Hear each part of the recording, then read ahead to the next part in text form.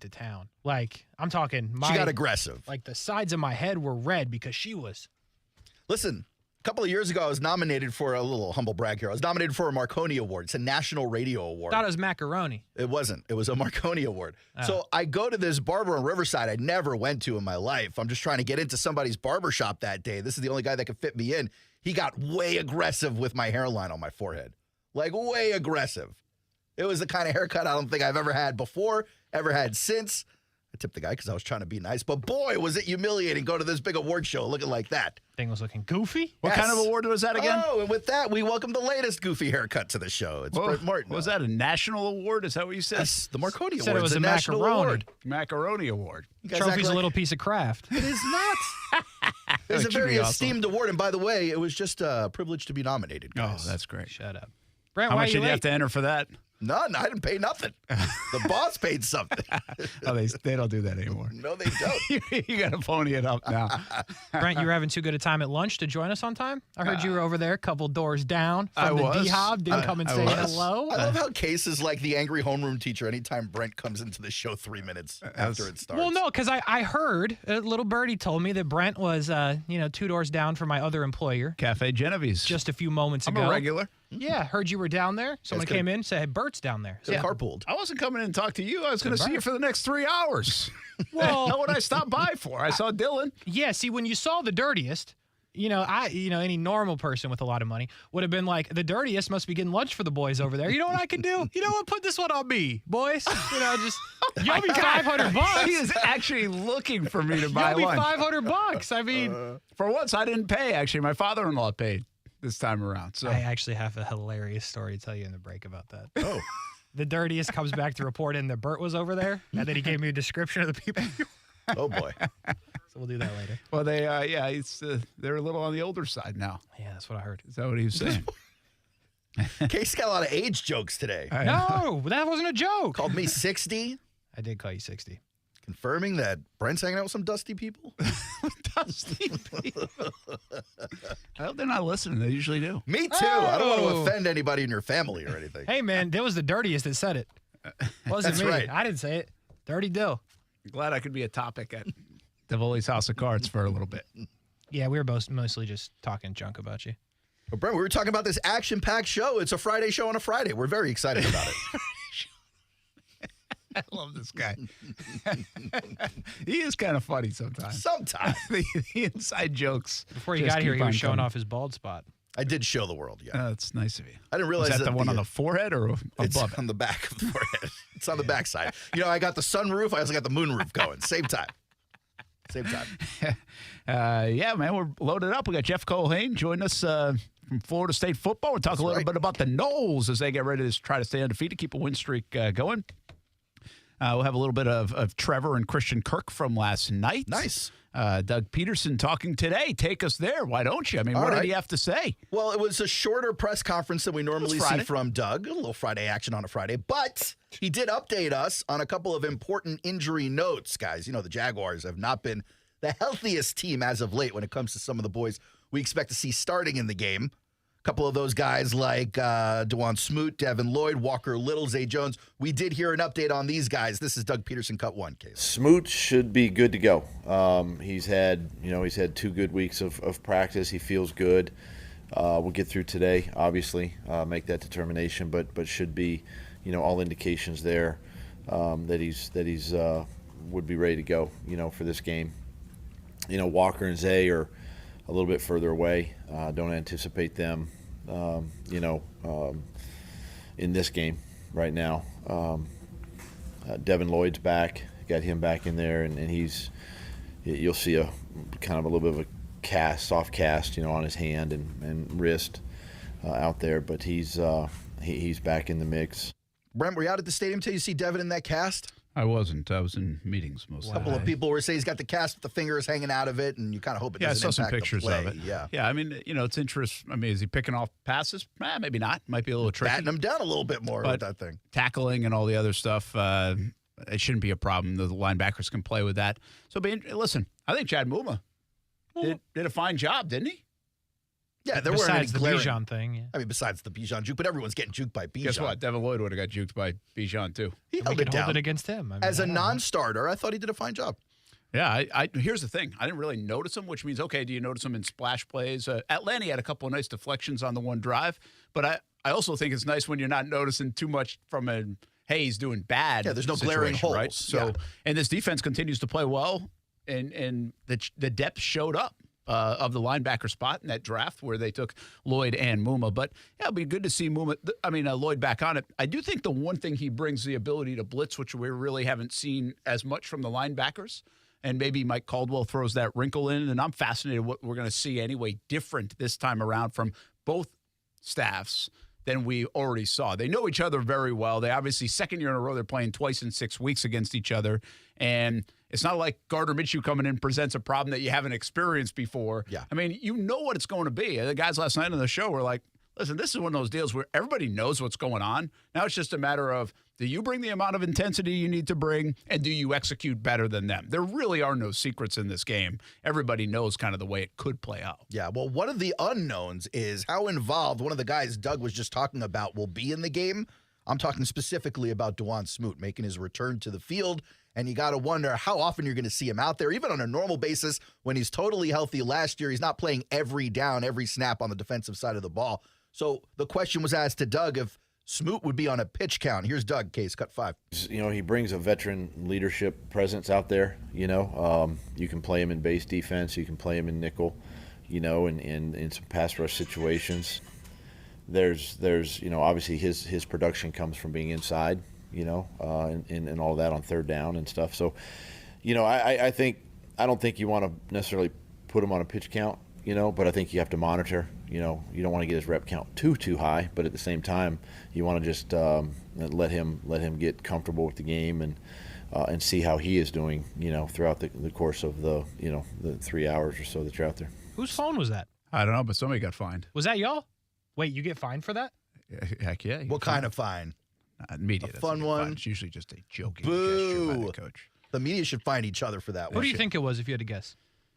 Let's go back and hear the ringtone one more time because it feels very. I don't want to take another shot at the I know. Olds, but you guys make the call You know, here. he brings a Olds. veteran leadership presence out there. You know, you can play him in base defense, you can play him in nickel, you know, and in some pass rush situations. It's definitely There's Nokia from Right? 2007. It sounds like a Nokia. I thought the same thing. It's an Omni phone from 2003, I think. Who do you think, Brent? Put somebody on the spot. Sounds like Fournette if we're talking Nokia. No, he's in Paris. Oh, never mind. Paris. How do you know that so quick? That was Because I really was just fast. with him. And look at Twitter. Sharing family pictures, maybe. X. Let's see. Who's there on a Friday? First of all, it's a limited crowd on Friday. You got the Shipleys and Demetrius Harveys. Mark really Long thinking might not about have made the trip. DeRocco probably there.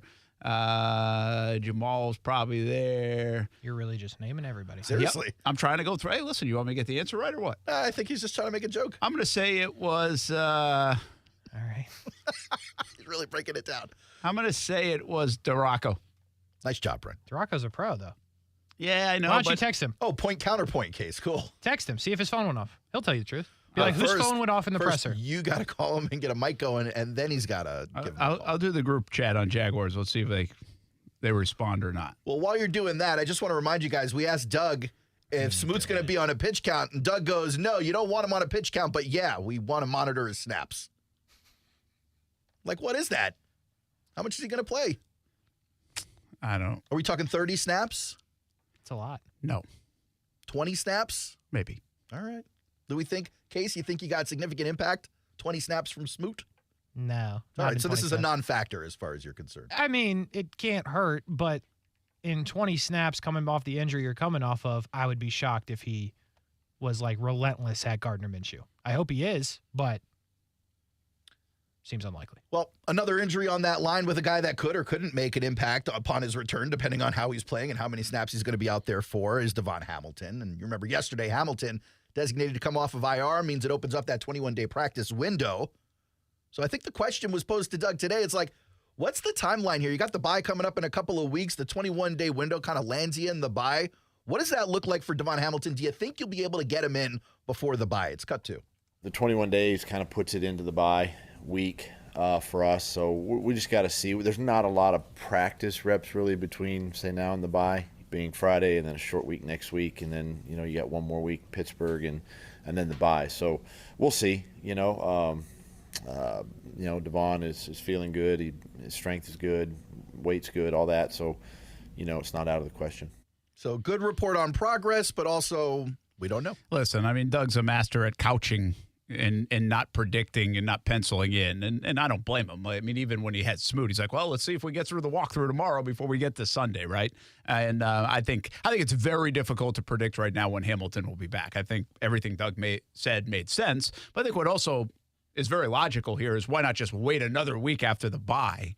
You've done pretty well without him. Make sure he's really good and back in football shape and ready to go. And he might be a guy that doesn't take a lot of rest during the bye. He just kind of puts a bunch more work into getting football shape because he's been out. So this is the job for him right now. So we'll see. It's interesting. I thought Doug actually told me more in this cut than the Smoot cut, which is basically the progress report on Dawuane Hamilton. Everything is progressing the way they'd like it to. No pain. He's able to push. His weight is good. All that stuff.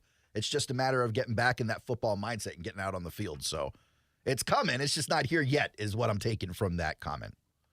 I would agree. Two more cuts I want to take you guys through. This one on Calvin Ridley kind of raised my radar a little bit because there's one thing we've seen from Calvin amongst all the other stuff we've been talking about. We really haven't talked about the fact that this man draws pass interference in a way that I certainly have never seen in this city on this team. Every cornerback is committing penalties against this guy.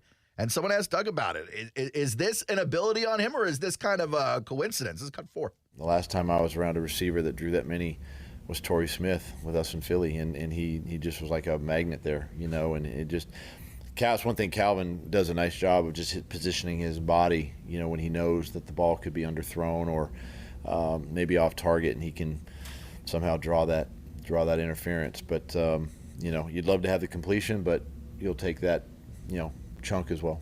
And so we've talked about the way Calvin uses his body control to meet the ball where it is as opposed to letting it sail by him or, turning an absolute incompletion into a near miss or a completion.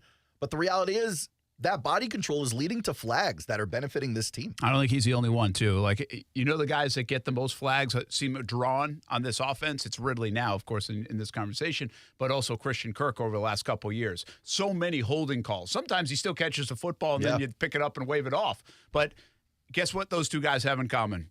Tremendous route runners.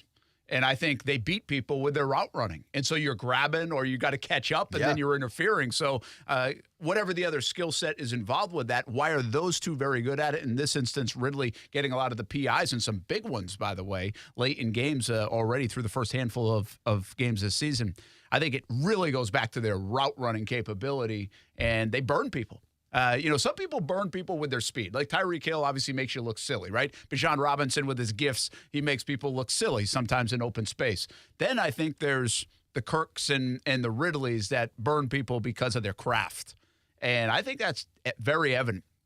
I don't know the numbers on Kirk, but I would say out of all the receivers going back to last year, he leads the team in penalties drawn. And I think most of that because he's putting people in the spin cycle on his way to whatever landmark he's trying to reach 18 yards down the field. You're not wrong. It's pretty impressive to watch him work. One more cut I want to go through because, Case, you were throwing heaps of grief at the reporters. Someone had their phone on, but a question was asked about you during the press conference. Oh.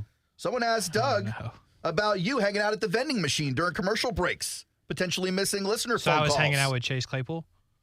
Yes, you were hanging out with Chase Claypool, the vending machine. Nice. But you're potentially missing listener phone calls or important communication from me and Brent, and it hurts your ability to produce the show. So they asked Doug, how do we fix this? How do we make Kasey better? Just making a conscious effort of, understanding, again, just where you should be. And being in the right spots. And that's really your box. Really what it's all about. Get in the box and stay in the box, says Doug. In the dark, in there, near the button pushing. Look, you can make that noise, but if you don't listen to the coach, you're not going to get the playing time, bro. Hey, man, listen, the one thing you feel good about in any scenario, right, is like, what is your replacement going to do? You put him out there. You put Chad Muma out there, right? Job security right now. Chad Muma does a good job. That's a good backup. You know what I'm saying? Hey, Brent, Yeah. talk to me next week, buddy. Oh. Let's see what happens. Yeah, we're still trying to figure that out. Yeah, you've got nobody, boy. Well, that's what you guys Leverage. all left all in the same week. I mean, Middleton, you, That's pretty wild. Kuz, Schachter. Was this a planned thing? I think so. Is We this just a want to show sit-in you our value. sit out? A couple Yeah. of weeks ago, you tried to show us your value. We're showing you our value. Yeah. Well, the value is I'm going to be in front of my new iPhone 15, and we're going to be doing this on Twitter only Nice. next week. We're all getting attacked by a rhino, Brent. Sorry. Hey, speaking of value, Pico wants to start the Frank Clark Jags GoFundMe immediately. Yeah. How you feel about that? Go fund me into no thanks. Speaking of, a lot Right to the point. of news last night, Yeah. and a lot of smoke. I shouldn't say news, smoke, and even MMQB today saying Jags are all in. Like we've talked about this. I don't know if they're listening to the show, but the Jags are all in. Are they going to be buyers over the next few weeks? And then the Donnell Hunter stuff. I don't know who. This one really felt like somebody's putting it out there now to get Jacksonville to bite or other teams to bite on Hunter, whether it's the agent, whether it's the team stuff. But it certainly felt like a little bit of a push last night where you were seeing some of, hey, the Jags have been interested in Donnell Hunter since the summer. The Jags are really interested right now in Donnell Hunter. Now, listen, you can line it up all you want. That's fine. And it might be true. But it did feel a little bit like it was shoved out there during this week and last night, and probably because there's a lot of people in Jacksonville Who won it? like us that are sitting there like, hey, this might be a viable option, right? But the bottom line is, I think the national perspective on the Jags is they could be buyers coming up, and they might need one more piece to help them get to all the places we were talking about yesterday on the show. What do they need to get to the AFC Championship game? What do they need to represent the AFC in the Super Bowl? What do they need to beat the Eagles or the Niners if they're going to represent the NFC in the Super Bowl? I'll give you 4 options here. I want you guys to rank them in terms of probability or reality. Okay. Jags get Brian Burns. Jags get Donnell Hunter. Jags get Chase Young. And Jags don't make a move. I gotta rank these. Donnell Hunter, Chase Young, Brian Burns, or don't make a move. I'm gonna say Brian Burns is 4th. Don't make a move is 3rd. Wow. Chase Young is 2nd, and Hunter is 1st. Now, you're putting the asterisk that you actually think the move is none of those guys? Because clearly you think a move is coming if you're putting don't make a move at 3rd. I do. I think the Jags will make a move of some kind. I think the bottom line here for me, if I'm sitting in their seat, and again, this is going to sound, you can go back and listen to the 12 hours earlier this week of talking, but just to sum it up in like a minute or two, the Jags are pretty good. The Jags are back on track. The Jags offense is going to get better as you go. The defense is outperforming. The Jags think like the start of the season, they're a contender. If you want to be a contender, you need to add as much as you can because you're all in this year. Contractually, dollar-wise, rookie contract for Trevor. This, like right now, is the year. It doesn't mean your window closes, but right now you think you're good enough to make hay. By the way, Cincinnati, Buffalo, Kansas City, a bit vulnerable right now. Like they're not like, whoa, look at these teams. Yeah, there are no Those world teams, beaters in the AFC. Those teams sit in the NFC, right, with the Eagles and the Niners. This is prime time. And if you're Trent Baalke, who was willing to go make the move for Calvin Ridley, you go make another move to make your defense even more stout, even more dynamic to offset everything else that I just talked about. It just makes too much sense. Now, we can get into how much does it take, how many other suitors are there, are you going to be the winning bidder on that? Is this a rental versus somebody in the future that you like? I get it. Those factor in. I bet the Jaguars make a move before the trade deadline to beef up their front in some respect. It might not be the domino we want, the big name that we want, but it will be somebody in some way, shape, or form that they add to this punch. And I'll say one more thing. You cannot rely on Smoot and Hamilton to deliver as much as you think they can or are capable of, not coming off these kind of injuries. It all lines up that if I'm sitting in that building to say, listen, we got to do something. We're not trying if we're not doing something. So I think it does happen. Yeah. Case, let me hear your ranking real quick. Hunter, Burns, Young, nobody. Wow. Hunter, Burns, Young, nobody. So both you guys That's are pretty fine. I almost convinced. put nobody. I just, for some reason, Kasey, I don't think they go after the Burns.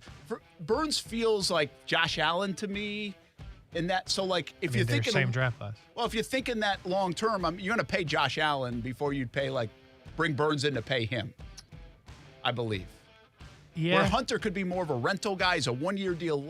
I guess they all do kind of have that. But I don't know. There's just something that feels different to me with the Burns part. I'm not saying I wouldn't like it. I think Carolina gets desperate. They got no picks, and they're a bad team. So they don't want to trade him, apparently. Yeah. But you get desperate. Just as Minnesota's more desperate, I think Washington's the least desperate because they're the best team of those three. That could be true, but like Carolina's trying to build it, man. You can't give away young pieces when you're trying to build it. Washington may be the least desperate, but they're going to let Chase Young walk for nothing if they don't trade him. This is his 5th year. Yeah. I mean, yeah, I don't disagree. And they got 2 pretty good teams in their division that probably are. But what are you better, getting for? I mean, you're not getting huge returns. So, like, Who needs huge? If he's walking away for free, you can take a third. Might as well try to win. A third. We got to go to trade. I think he'll get more than that for him. I'm just saying, like, instead of nothing, you'd take a conditional pick. We're going to Tallahassee when we come back. Brent Friends on ESPN 690. Now, the First Alert Forecast on ESPN 690. Partly to mostly cloudy, warm and humid today with a brief shower, highs in the mid-80s. Mostly cloudy tonight in the 60s and clouds and some drizzle to start your Saturday. Then it'll become partly sunny and warm, but with lower humidity and highs in the 80s.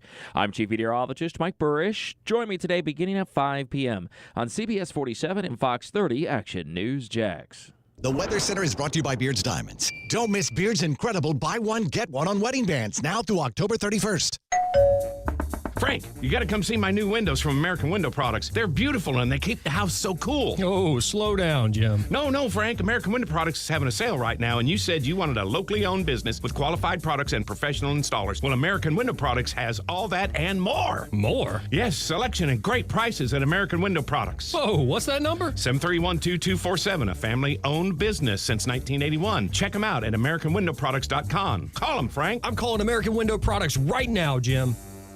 Play a little pool, watch some football, eat wings, and, of course, plenty of adult beverages. Perfect Rack Billiards is the place to be on game day and every day. Now open for lunch at 11:30 on Friday and Saturdays. Daily specials like 75-cent wing Wednesday, $3 draft Thursday, and $3 seltzer Saturday. Pool, darts, shuffleboard in a fun, clean atmosphere at Perfect Rack Billiards. It's your Jags game day headquarters. 10 wings and a pitcher for $20 and a free shot with every Jags touchdown. It's up to the Jags to score. It's up to you to have fun at Perfect Rack Billiards in Jacksonville. Firefighters, paramedics, police officers. They take care of us, and at AMCO, we're proud to take care of them. For over 60 years, we've repaired and maintained the most critical public service vehicles. As an essential business, we work on every kind of car repair with flexible financing and extra safety precautions. Essential, reliable, trusted. That's the men and women who are there for us, and it's our honor to be there for them. AA MCO. Money tight? We can finance almost anybody. Find the AMCO transmissions nearest you at amcojacksonville.com. It's fantasy football like you've never played it before. You love fantasy football, right? Of course you do. Do you like competing? Yeah. You like winning? Absolutely. It's Fantasy Card Breaks with Davoli's House of Cards. You don't know your team until you open the pack of cards. There's curiosity, competition, and collecting prizes. Visit Davoli's House of Cards off 210 in St. Johns County, or just visit fantasycardbreaks.com. Fantasy football like you've never played it before with Davoli's House of Cards. FantasyCardBreaks.com. Edward Waters University is hosting its 2023 Fall Career Fair on Thursday, October 19th from 1 p.m. to 5 p.m. Director of Career Services, Mr. Roderick Mosey, would like to invite any local or statewide company and organizations to attend. EWU was Florida's first HBCU founded in 1866. If you're interested, please register your organization early so the EWU students have ample time to prepare. We're asking employers to check in an hour before the event starts to ensure your table and materials are ready, as well as troubleshoot any issues. Registration for the fair is $150. This comes with one table, covering, and 2 chairs. Lunch will be provided to those that register. Nonprofits and government agencies and university, please email Mr. Roderick Mosey at r.mosey@ewc.edu. That's r.mozee@ewc.edu for a fee adjustment. Please also advise of any special circumstances should the fee need to be waived. The career fair will take place on Edward Waters University campus located at 1743 Kings Road, Jacksonville, Florida 32209. Hey, poker fans, you're in for a treat this October at Best Bet. With over $690,000 in poker promotions paid out this month, this is no time to be on the sidelines. Highlights include the $400 GoPo 400 with $40,000 guarantee at Best Bet Orange Park, the $100,000 guarantee St. Augustine Championship, and the return of the World Poker Tour $1 million guarantee at Best Bet Jacksonville. For all the details, visit bestbetjacks.com. That's bestbetjacks.com. It's Customer Appreciation Day for CGC Water Treatment and Plumbing this Saturday, 10 a.m. until 2 p.m. at CGC on St. John's Bluff Road South. I was just thinking the other day, I've been with CGC Water Treatment and Plumbing for over 7 years. The water is better with a Connecticut softener and drinking water system. Connecticut's twin-tank non-electric softeners are the most efficient softeners available, and their drinking water systems remove up to 99% of contaminants. I've never had an issue with it, and I'm proud to be a customer of CGC Water Treatment and Plumbing. Customer Appreciation Day Saturday will be from 10 a.m. until 2 p.m. Hourly giveaways, including a Connecticut K5 reverse osmosis system and Connecticut salt monitors. 15% off on salt and filter as well. Discounts on Connecticut systems, music and refreshments, and you can meet Jackson DeVille from 10:30 until 11:30. Visit cgcwater.com for more information. 904-552-1242. Again, cgcwater.com. Customer Appreciation Day on Saturday, this Saturday, 10 a.m. until 2 p.m. at CGC Water Treatment and Plumbing. The IRS is the most powerful collection agency on earth, and if you owe back taxes, the news isn't good. The IRS is raising the interest rate it charges on unpaid taxes, and further rate hikes are expected. Most people don't know it, but the IRS adds interest charges to your tax debts daily. So if you owe the IRS today, you'll owe even more tomorrow. And it doesn't stop until you get right with the IRS. The good news is getting right can start with one phone call to Optima Tax Relief, America's #1 tax relief firm. Optima's tax professionals specialize in the Fresh Start Initiative, a powerful IRS program that can save you thousands if you qualify. In fact, the experts at Optima have resolved over $1 billion in tax debt for their clients. Call now for a free consultation. Call 800-343-6460. 800-343-6460. 800-343-6460. Optima Tax Relief. Some restrictions apply. For complete details, please visit OptimaTaxRelief.com. Action Sports Jacks. Watch, listen, subscribe. You can watch us on CBS 47 and Fox 30. You can listen right here on ESPN 690. And you can subscribe to our YouTube and podcast, Action Sports Jacks on ESPN 690. Action Sports Jacks. Watch, listen, subscribe.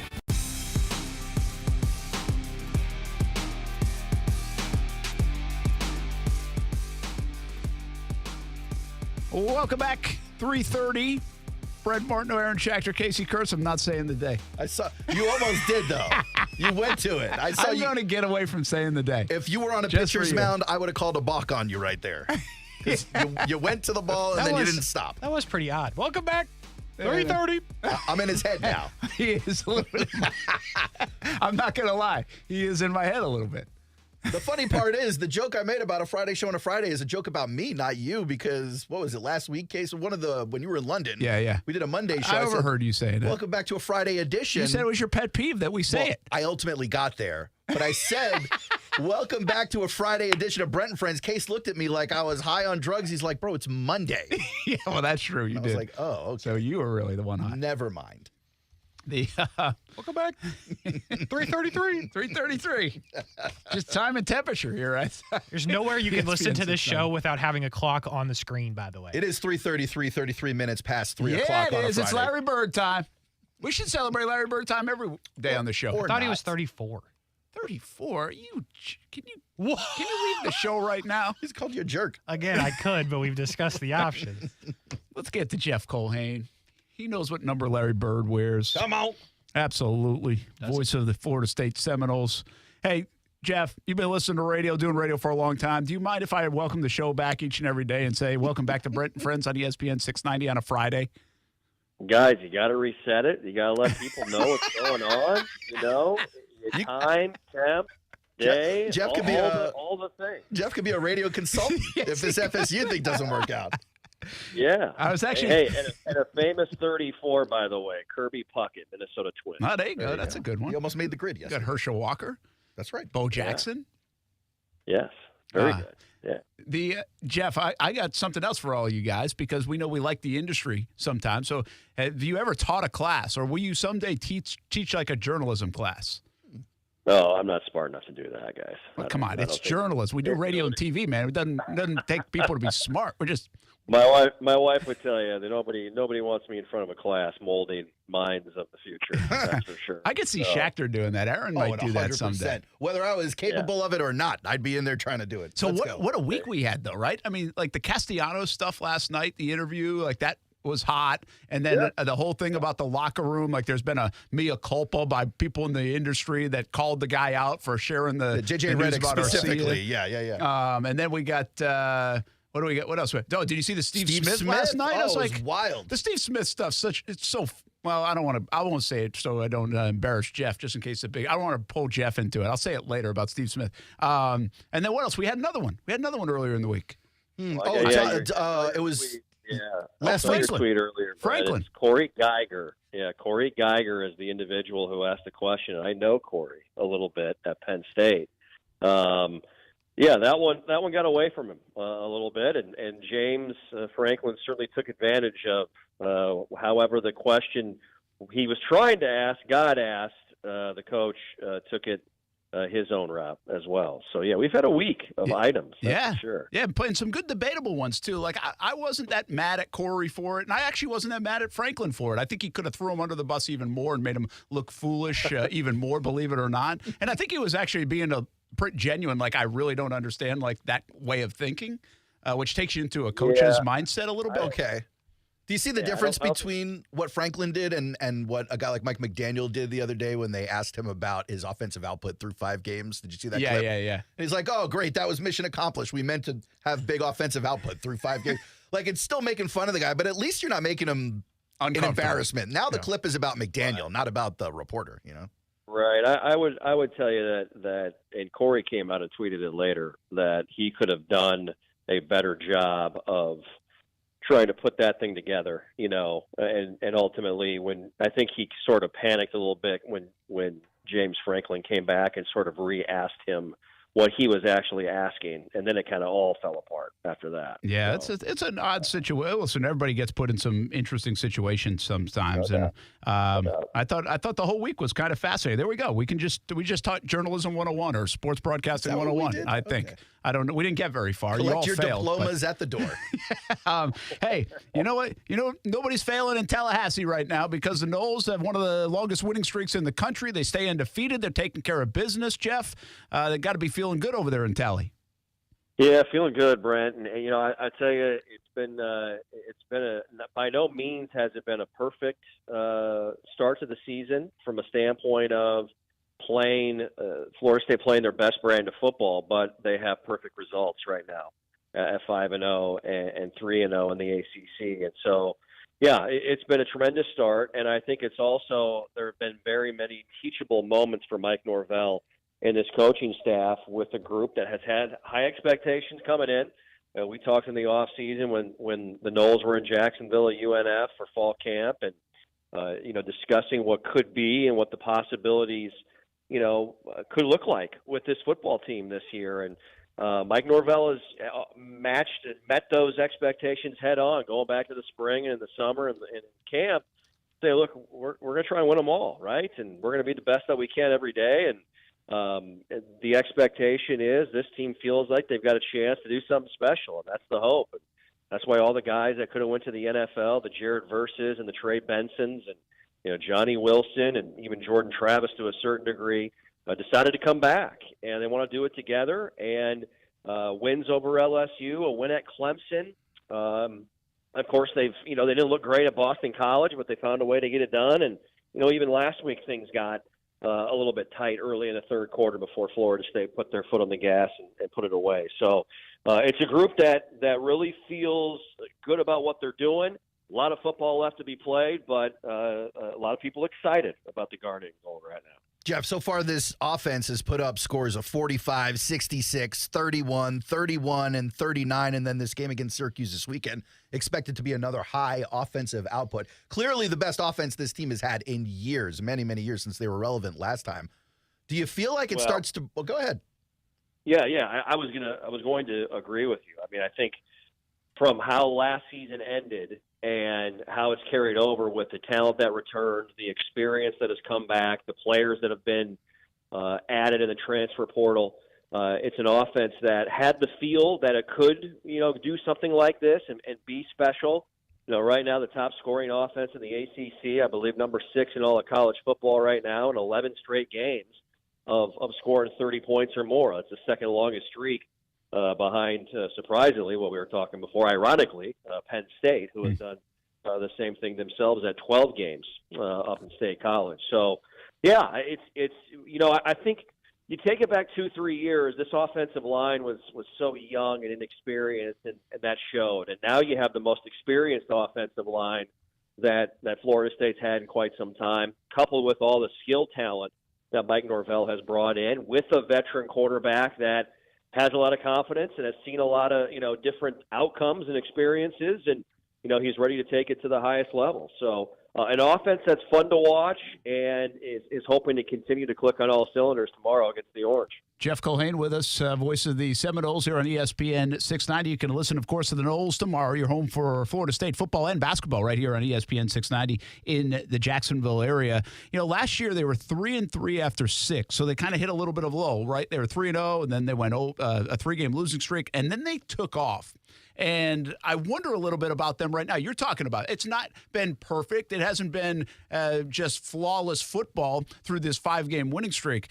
But is this the time that Mike Norvell, Jordan Travis, and company are going to hit another level right at the right time to ramp up for the remaining end of this season? I'm a bit curious to see if that's the case. And if so, we might be talking about a team that's ready to compete for a national championship, Jeff. Well, Brent, the big question coming out of the bye week was the running game. And that was a little surprising considering that Florida State had a streak of 7 consecutive games with 200 yards or more a season ago, tying a school record from the 1987 team that had some unbelievable running backs and great players on it in the Bobby Bowden era. And this rushing attack had not taken off yet. LSU, obviously, very good defensive front. Struggled in Orlando to run the football. Clemson only allowed 22 rushing yards in Death Valley and just 2 total rushing yards in the third and fourth quarter and overtime combined.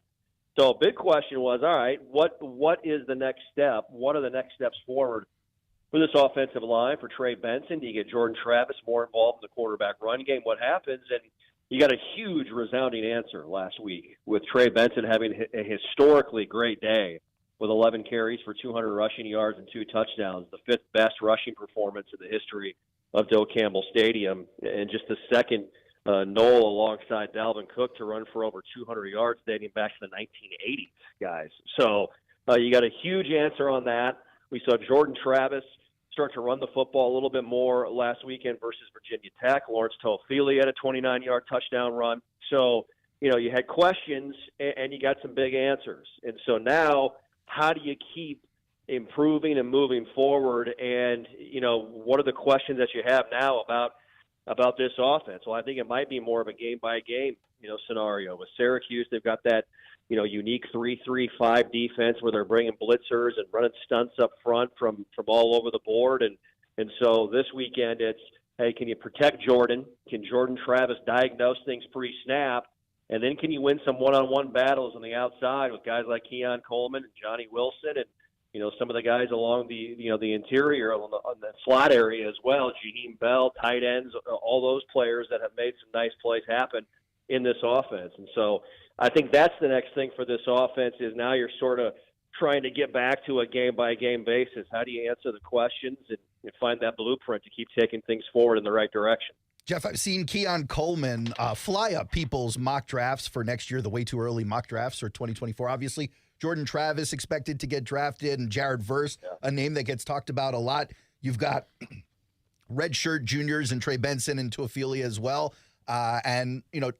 Is there a sense on campus that the future of FSU next year and moving forward is on this team, or is this the kind of thing where you're going to have to go back to the transfer portal or the recruitment trail to really rebuild this offense if a bunch of these building blocks leave? Yeah, I think Mike Norvell has done a tremendous job of to your point, yes, the transfer portal has been amazing for Florida State over the last few seasons. So I don't anticipate that stops. What has happened now is that, the word of mouth advertising, if you will, in this era of college football, now Florida State turns into a destination spot for players that are trying to find a right fit and even look to try and climb up the draft board at some of these skill positions. They look at what Keon Coleman has done. They look at what Trey Benson and Johnny Wilson have done. Jaheim Bell, a tight end, has great potential. Jared Verse is a unique story as a small school guy out of the FCS in Albany who might be a top 10 pick. Where 2 years ago he was playing in the CAA in FCS college football, which is unbelievable to think about. It's wild. And so, this is a place now that has a story to tell in this new era of college athletics, where the transfer portal can help you reinstill talent into a roster very quickly. But Mike Norvell and the staff have done a great job in high school football recruiting as well. I just saw today where Luke Kromenhoek is now considered a 5-star at the quarterback spot in this class. And you've got Cam Davis, a young man from the state of Georgia, as well as that's a running back who's very, very good. You've got some defensive backs in the state of Florida and in Georgia that are highly ranked kids. And so, yes, there's always going to be a mix of both. And I think what Mike Norvell has done is he identifies talent, but he also identifies fit extremely well. And, there are going to be a lot of guys that head to the NFL after this season.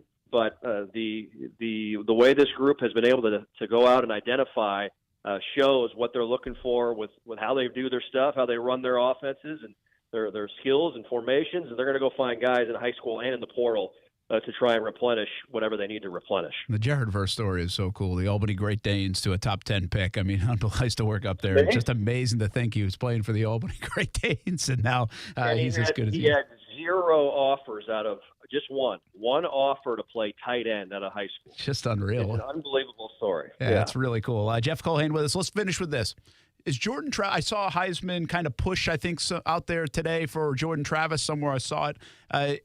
There's a lot of good players around the country, a lot of big-time performances, not even all the favorites of who started the year. Is Jordan still in the mix there, in your opinion, with half a season to go? I think he's in the mix. I do. There's a lot of football left to be played, and usually in these types of years as well, you have a guy that really comes on in the last 3 to 4 weeks, right? I remember you go back to Johnny Manziel. I mean, he won his Heisman with his performance in Tuscaloosa in November at Alabama.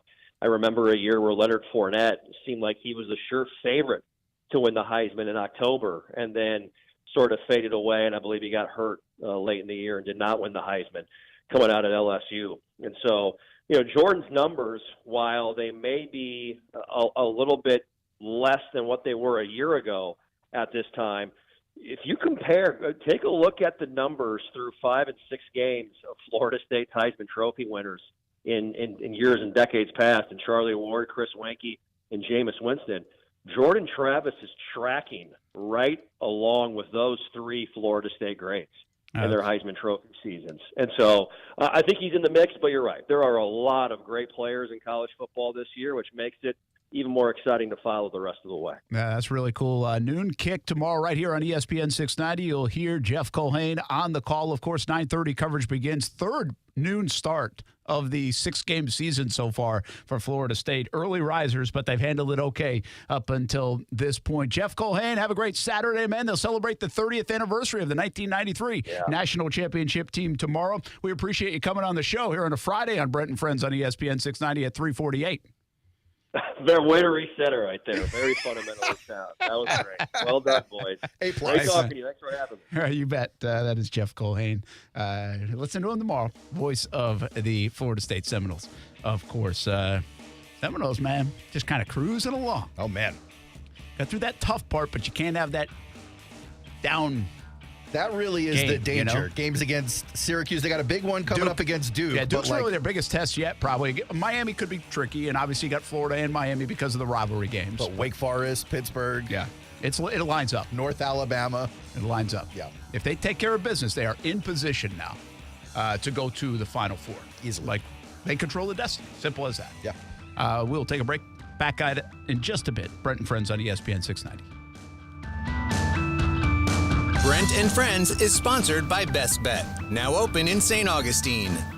Catch Florida State football on Jacksonville's home for ESPN 690. Saturday, the Seminoles try to keep their unbeaten streak intact against the Orangemen of Syracuse. Our coverage starts Saturday morning at 9:30 with the Florida State Tailgate Show. Then Jeff Culhane, William Floyd, and Tom Block have the call of Knowles Orange. Kickoff at noon Saturday. Florida State football is powered by Bass Professional Realty, Bono's Pit Barbecue, and Willie Jewell's Barbecue. Hi, this is Dr. Brad Schafer. As a podiatrist, I can tell you no two people's feet are alike, which is why I recommend Dr. Scholl's custom fit orthotic inserts. They're customized for your feet, so you get a unique solution your feet really need, not just a one-size-fits-all insole. They're clinically proven to provide pain relief for achy feet, knees, lower back, plantar fasciitis, and heels. Take the Dr. Scholl's Custom Fit Orthotics Assessment in Walmart today, now in the foot care aisle.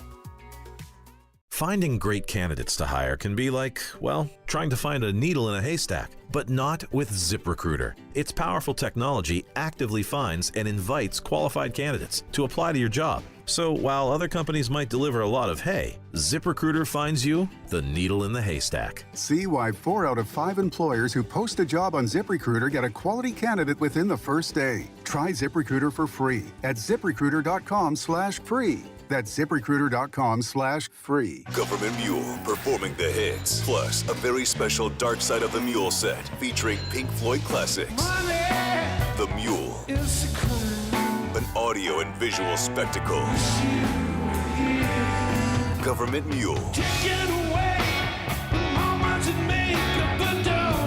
Saturday, October 14th at St. Augustine Amphitheater. Tickets on sale now at Ticketmaster.com. Government Mule.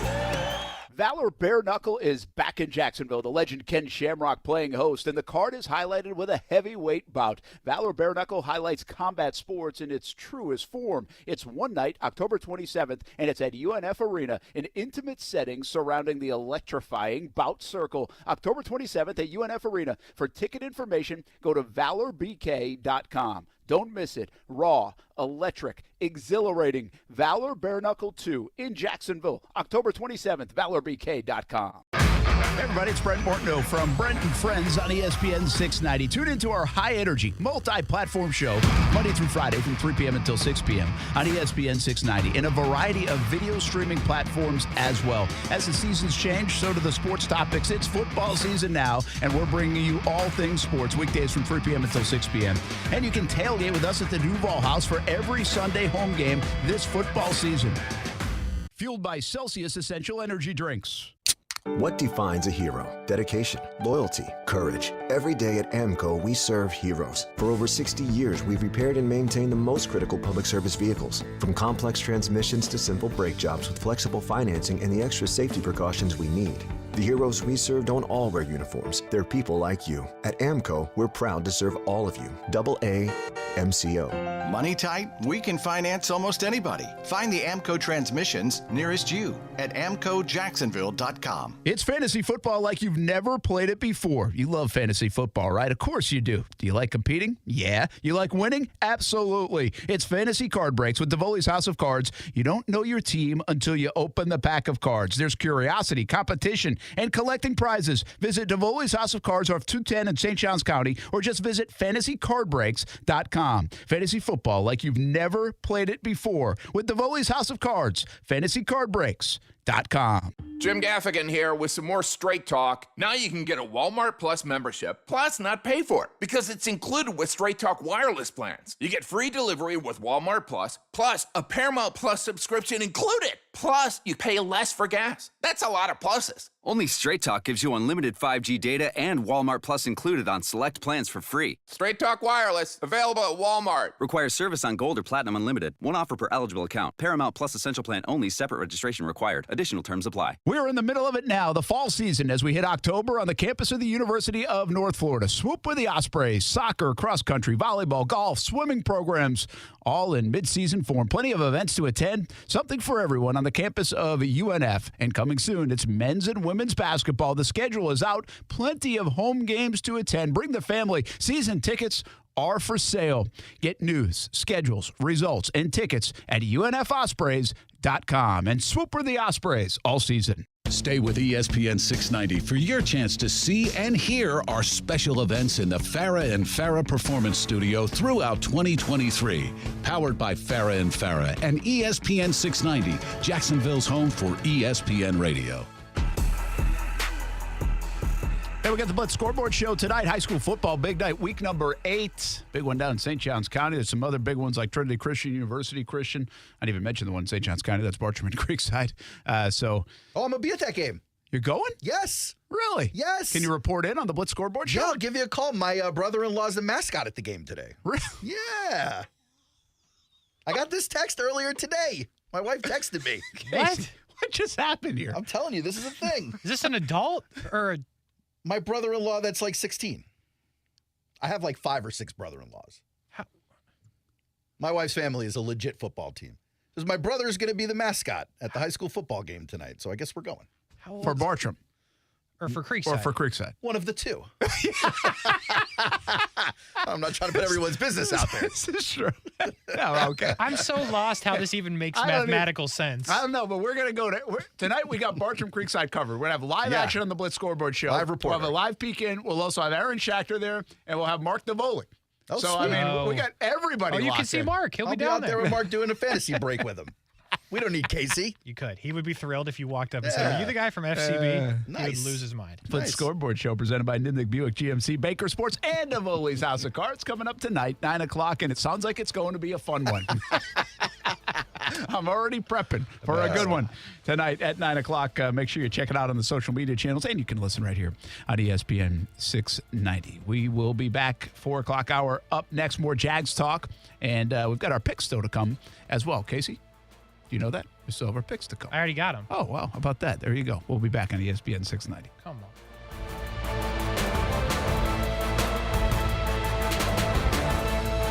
Get into the game at Best Bet. Come enjoy the best in-card games, hospitality, and fun at Best Bet Jacksonville and Orange Park. You don't have to be a poker pro to have a great time. Featuring poker games of all limits and easy-to-learn games like Ultimate Texas Hold'em and Pai Gow.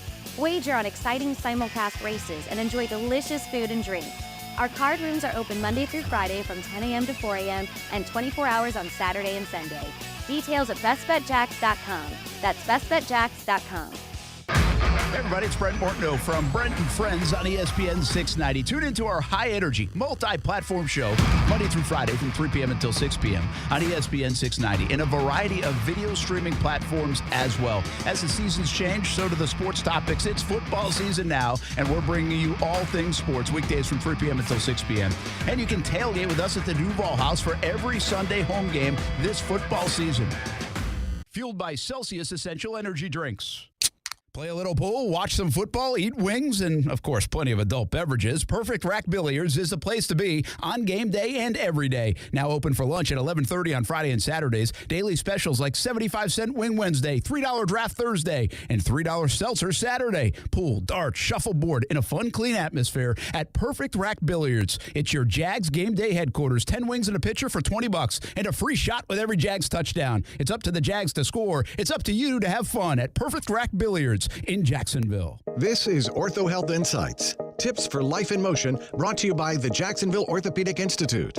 You are never too old or too young to begin improving your orthopedic health. Most people experience pain in or around their feet or ankles at some point in their lives. Walking, hiking, stretching, body weight lifting, and yoga can help keep your feet and ankles strong. Pay attention to your shoes. Whether you're taking a long walk or a quick trip to the grocery store, make sure you wear shoes that fit well and have good support and cushioning. If you're experiencing foot or ankle pain that seems to be getting worse, the orthopedic physicians at JOI are experienced in diagnosing the cause and treating your pain. Whether you need a course of physical therapy or surgery, JOI can help. Call 904-JOI-2000. That's 904-JOI-2000 or go to JOI.net. JOI is the official sports medicine provider for the Jacksonville Jaguars. Broadcasting live from the Anajar and Levine studios. Anajar and Levine Accident Attorneys. Call 1-800-747-FREE. That's 1-800-747-3733. WOKV Jacksonville. Listen live everywhere you go on ESPN690.com. ESPN 690, Jacksonville's home for ESPN Radio. Hey, it's Brent Martineau. Check out Action Sports Jacks weekdays from 3 until 6 on ESPN 690. Is Sports Center. I'm Nick DeLuca, meeting with the media for the first time since returning to the Sixers last week. Philly star James Harden said he doesn't see a way to repair his relationship with team president Daryl Morey. Harden was complimentary of head coach Nick Nurse. Does plan to play this year. In the NFL, the Chiefs improved to 5-1 with a win over the Broncos. But Kansas City not firing on all cylinders, even after getting a win to give them the best record in the AFC. Chiefs coach Andy Reid sees some room for improvement. Yeah, well, listen, we strive for something better than we're doing right now. And, we've got a good Charger team coming in here next. And, we'll get back to the drawing board on this thing and work to get better. Meanwhile, Browns QB Deshaun Watson will miss a second straight game with a shoulder injury. Cleveland will start P.J. Walker against the Niners. Watson medically cleared to play but has struggled to throw downfield, while Bengals wide receiver T. Higgins listed as questionable for Sunday against Seattle. Head coach Zach Taylor said he is making progress. Hey, it's your resident Super Bowl champ, Chris Cannon. Coming up Monday, Cowboys legend Emmitt Smith joins us in studio, 7:30 Eastern, to talk all things Dallas. It's Unsportsmanlike, 6 a.m. Eastern, right here on ESPN Radio, ESPN2, and ESPNU.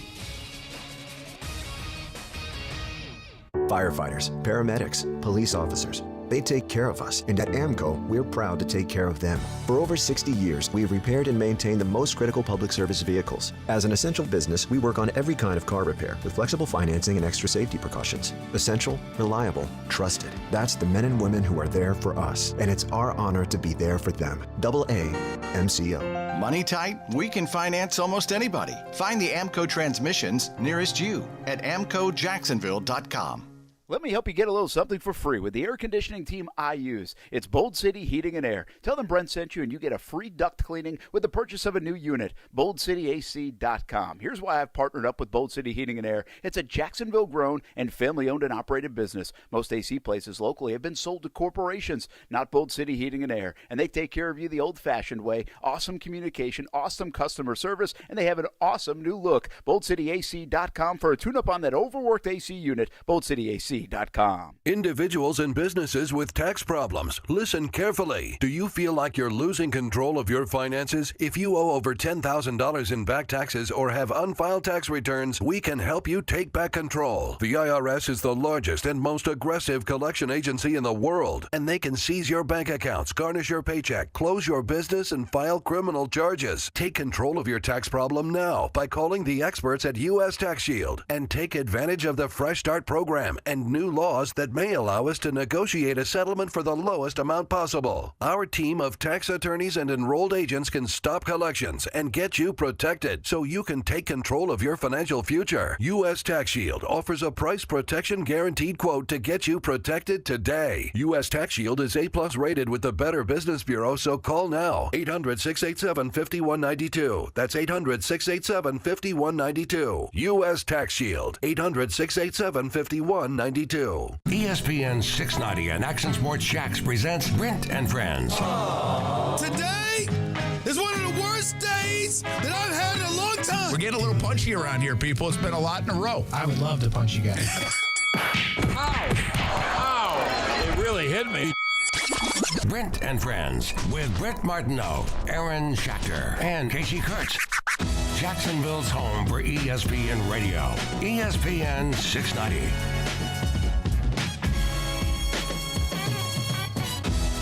All right, so did you see the Steve Smith stuff last night? Oh, man, I saw a lot of it. I saw the thing that started it, which was the clip on the podcast. Then I saw Steve Smith apologize for it and try to tell the story of apologizing for it. I saw Jerry Jeudy on the sideline trying to process the embarrassment he just had. And then I saw the aftermath on X. I saw just the X stuff. But okay. Kasey, did you see it? We have the sound. Oh, you do? Ooh, let's play some of that. Look at that. Must have been from our production meeting I missed. I think Kasey heard Doug's comments loud and clear, and he's trying to bring his A game right now. No. He's heard the boys just tell him do your job. If we're tearing down whatever wall that is that we need to tear down here, third or fourth, I forget which one. It's the fourth, bud. Fourth wall.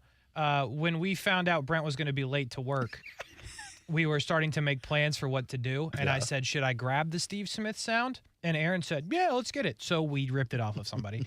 And I have not listened to it. So if this is edited in any way, shape, or form, we're in big trouble, boys. Have not listened to any of it. No idea what we're going to hear. I like this. I just hope. You're fine. But you also have a drop button near audio your clip right hand. Roulette. So, I mean, Audio clip roulette, that's kind of fun. You That'd really be want to good. have fun, Case, start playing it and leave the room. I don't have a lot me to run to lose, that button. really. So you guys have a lot more to lose than I do. That's true. All right, give it to us.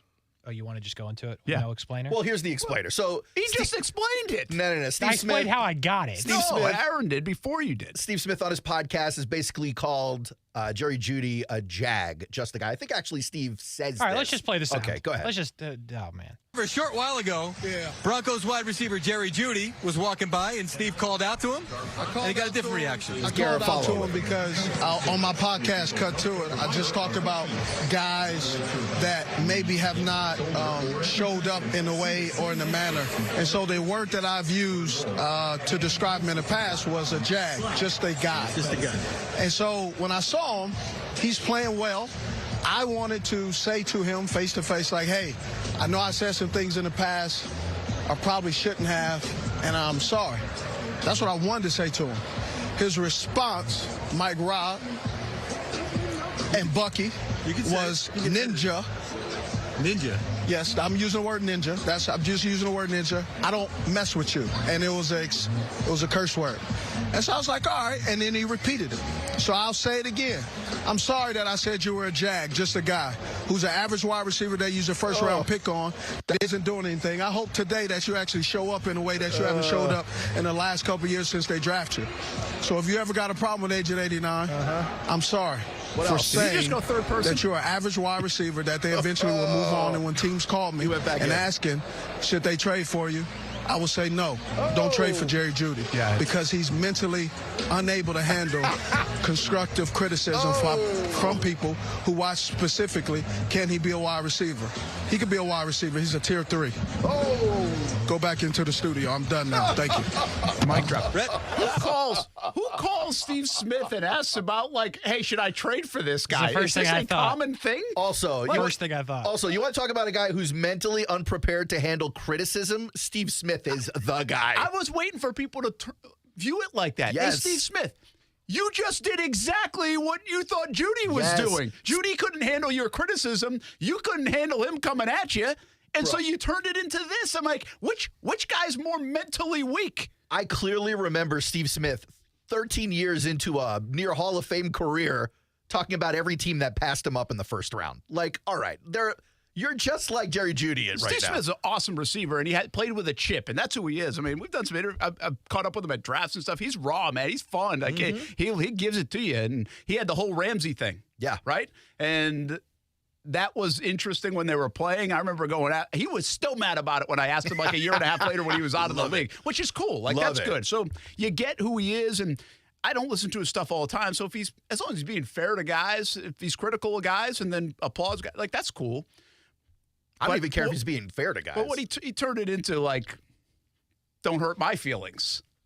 You know? It's like, I agree totally with you. My take is you're calling this guy out for being weak and not being able to handle criticism, even though you're about to say sorry to him. And then you turn it around and it's like you couldn't handle the fact that he didn't want to hear your stuff. And I'll throw this, too. Anyone who's ever held a grudge knows how satisfying it is to get an apology from the person who did you wrong, and then you tell them, I don't care.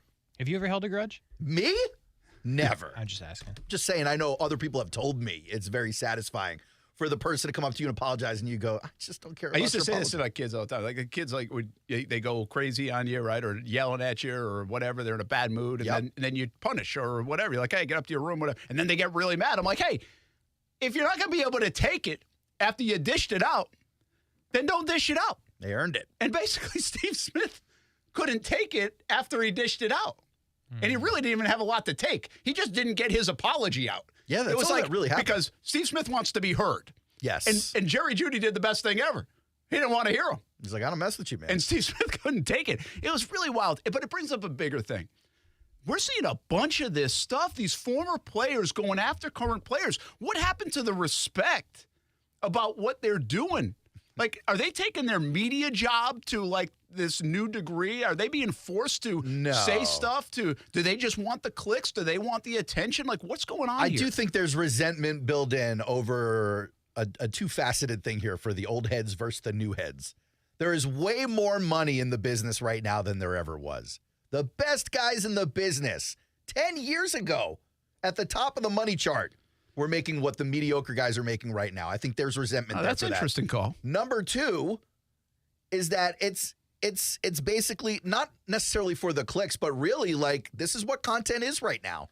People commenting on everything. I was talking to you about ESPN the other day, what they're doing on television. They fired all their journalists. They got rid of all the games. And now they just do radio on television all day. They do Stephen A. Smith show and Chris Russo and Get Up and with Greeny and all these other radio shows that they turned into television shows. And this is more of that. This is Steve Smith on a podcast doing his best impression of what sports radio is supposed to sound like.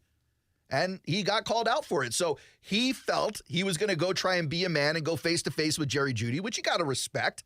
He's not hiding from his comments. And then Jerry Jeudy wasn't having it, and I think that really embarrassed Steve Smith. But also, how about you don't have to go snitch to all the bosses about how Steve Smith reacted or how Jerry Jeudy reacts to your apology, Steve Smith. Yeah, just don't bring it up and nobody will ever know. Just don't mess with him. Except the 8 people that saw it in person. Steve Smith, he can't do that, though. I mean, he likes to make it about himself. I mean, get that, but just be an adult one time. Yeah. And but like, you don't look like a cool guy. You don't look like a man sitting there talking about, I'm going to tell the owner that you can't handle it. Like the mic drop might have been fun for the guys on the set because they work with him and it kind of was a thing. But I don't really think Steve Smith won this thing. Like, I think he's the one that comes off looking worse. No, totally.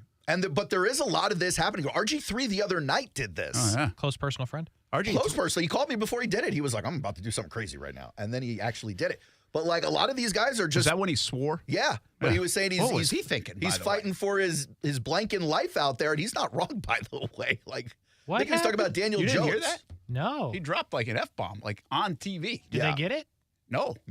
How did they not get it? I don't know if they have a harder time getting it from live, like being live or something. I have no idea. I mean, we could do it actually on TV. There's a button downstairs. There's 2 of them. Yeah, there are. So No, I don't know why the they buttons. couldn't do it. Maybe they missed it, whatever it was. Yeah. It's the only thing on. But it was bad. Like, and I do think this, like, we'll have some guests in once in a while, right? Mm-hmm. And you can tell they're not sure, is this a podcast where you can say all that stuff? Is this just streaming where you can say that stuff? Or is this radio where you're not supposed to say this stuff? a little And so wild. I think guys get confused sometimes. But I thought you just brought up a good point. Do you think there's anything to that, Kasey? You think some of these guys there's some resentment about how much they're making now? And how soft the game is was the secondary point there. Is like these guys get paid tenfold more for having to put way less out there medically and physically. Yeah. No preseason, quarterback rules, defenseless receiver rules. Like all these guys like Steve Smith had to break every bone in his body to make what he made. Jerry Jeudy has doubled his lifetime earnings for what? I think there's part that is that for sure. Like that would just be a thing. That's like a thing with regular people. But I also think there's a part of it, especially with it being Steve Smith, is like, nah, I need some attention right now. I need people talking about me. I need Steve Smith trending. You said it. He talked in third person. Mid-conversation. Like, it's really gross. Listen, attention can be a drug, you know? I mean, it really can. And but when look at some of the people that are doing it. Like, who was it recently? Chris Carter? Chris Carter loves Chris Carter. RG3. RG3 like RG3. But some of these names aren't names that you see out there all the time doing it. But, I mean, with Steve Smith, it's easy to say this guy. Steve Smith needed some attention today. Listen, I understand you got to have, we're all in this business. So you got to have strong opinions sometimes. I mean, you can have conversation, but sometimes you feel like you got to have strong opinions or whatever. I get why there might be some of that on these guys. They're viewed at, hey, give us something. Don't just talk. Give us something. So I think there's sometimes an element of that. But I'm telling you, man, like the stuff, the Zach Wilson sucks stuff, like that breaks a lot of this stuff right now feels like it breaks the fraternity of, like, you guys have done stuff that very few people can and have and will ever do. Like, there used to be, an understood bond at that to some degree, and it feels like that's being broken more in the last, few months than ever before. Totally. It does seem like there's, like, a little line that's being crossed here. It used to be if you were going to say as a former player or quarterback isn't good, you'd be like, I don't think this is the guy. Now people are saying this guy is garbage. Dak Prescott is garbage. And it's like, okay, I get fans saying it because that's how we talk. Yeah. We're animated like that. But former players, you would have expected there was that unspoken rule for with Hackett and Sean Payton. We saw a little bit of that as well, where it's like, same thing. Everybody's out there go. just talking out of school. Yeah, it is a little eye-popping when you see it because it's not a commonplace thing. It really has. It used to be with Bortles. I was stunned when all that was happening with Bortles because it's the same thing. Guys don't do that. They don't, you can rib each other, right? You can have some rivalries. There's certainly, that exists. The Arcia-Harper stuff, totally different. That wasn't kind of said to each other, but that happens in sports. Yeah. And this feels like a tax on the current players by the former players. And yet, listen, they've got street cred. Steve Smith played for a long time. He's a very, very good player. So I'm not taking that away from him. And that's why your theory maybe does resonate a little bit. That is probably a bit uncomfortable to live with if you're Steve Smith, that a guy's making $18 million a year or whatever and putting up like a third of the numbers that you put up. I can see that would be bothersome. That would be bothersome to a lot of people in a lot of different lines of work. Understood. That stat boy says, I don't think it's a football thing. Old heads just like to complain about the younger generation. I think there is a little bit of that, the softer part of what you're saying. Well, right? I think stat boy needs to stop talking and learn a little bit from the rest of us old heads. No, people do like to do that. You try of course, yeah. Especially with this millennial generation, everybody's like, No, but every generation They does that label them, because right? the older generation, like myself and people my age, start to feel a little more irrelevant as we age out, and the younger generation thinks they know everything before they know it, and there's a little bit of consternation in between the two of them. But I'll give you the counterpunch here, and I had just mentioned it to Kasey, so he's seeing if he could find it.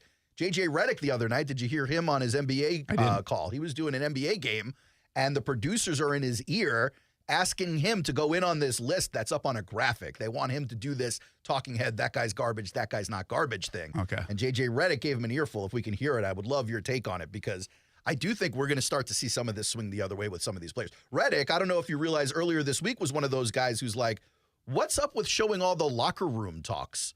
Like he goes, I've been on a bunch of teams. I've seen a bunch of these locker room speeches. This is a private sanctuary. This shouldn't be someone's social media clip. And I think it is one thing when the team is putting it out there. It's another thing when maybe players are putting it out there without everyone knowing what's going on. You were talking about the Phillies thing? Yes. Yeah, well, I mean, the difference there is a time where the media is allowed in there and comes in there. And these guys have to know that. The players know that. This isn't a new thing. Now, listen, if you want to talk about should they be allowed in, during which time should they be allowed in, like you can get into that. But the Arcia thing was nothing out of bounds from a journalistic point of view. You've got to know better. And if you talk to former players, they know it.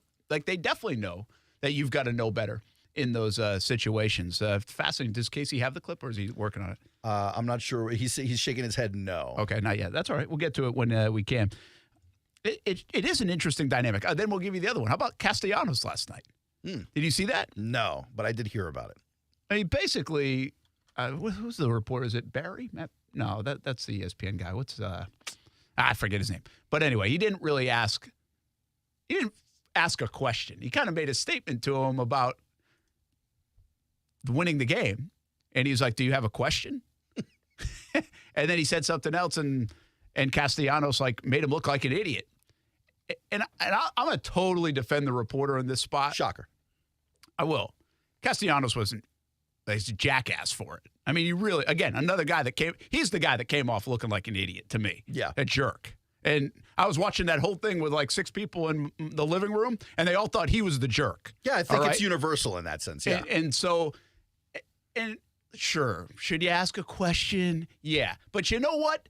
When a team wins a series and they're about to go pop champagne, no questions really need to be asked. You put a mic up, and they usually start to go. Yeah. Like, that's kind of how it works. I've been long guilty of. Sometimes you try to be conversational in an interview, and you almost forget to ask the question part. You kind of just stop, and the other person picks it up. I do it probably way too much. You don't think that's better than the interview? What happened? No. The conversational aspect. I think you're trying to be conversational, and so sometimes you might not actually phrase the question. I mean, listen, I don't know if we all do it. I know I've done it. I know I do it probably more often than I want to count.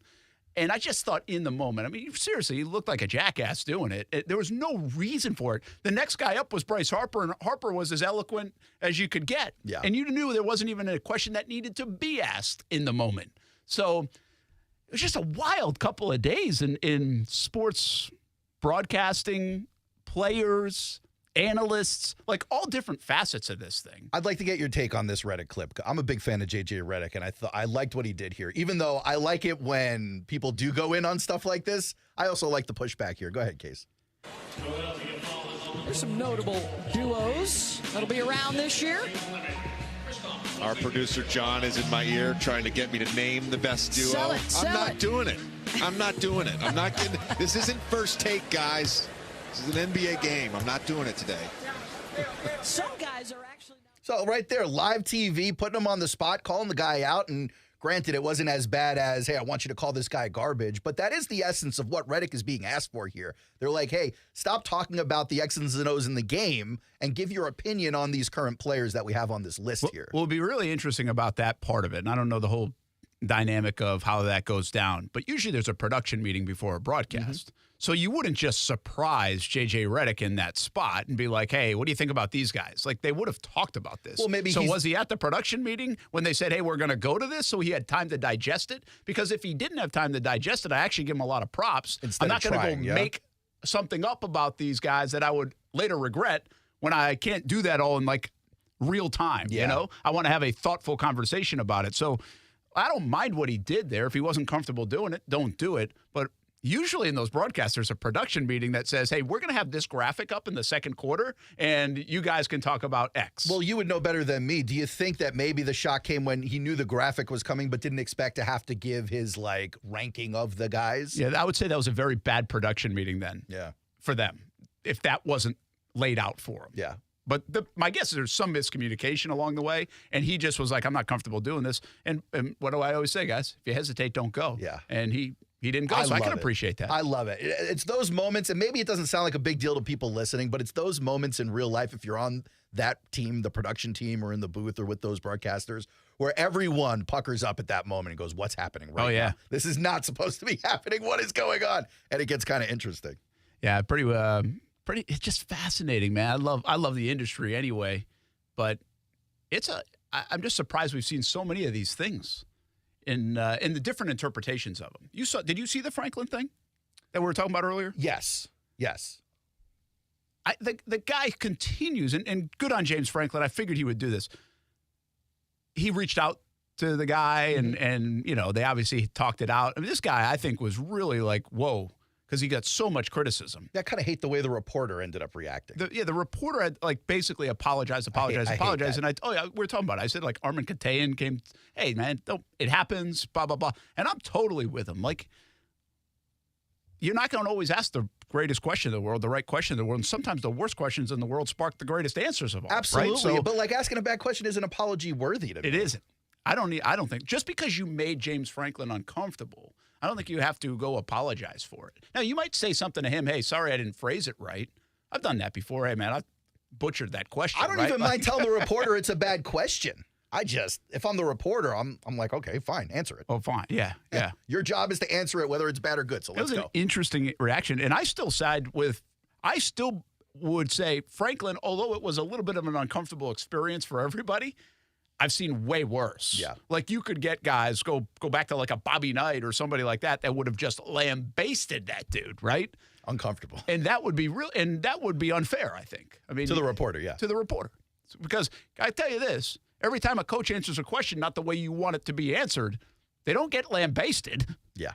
Unless they say really something stupid. Well, everyone's fighting back now. You know, it's not just reporters writing mean things. Now coaches are saying mean things, and former players are saying mean things, and current players are saying mean things. Everyone's got a podcast or a social channel or an outlet. Everyone's got a voice, including the rookie reporter. You're right. They came after the Philly guy that I guess isn't always covering the team or whatever else, and then there was somebody on that was so stupid. I hope she gets buried for that. With Russo. Well, she apologized. She did. She apologized. So to the Baseball Writers Association of America. She was ripping the guy. Boo.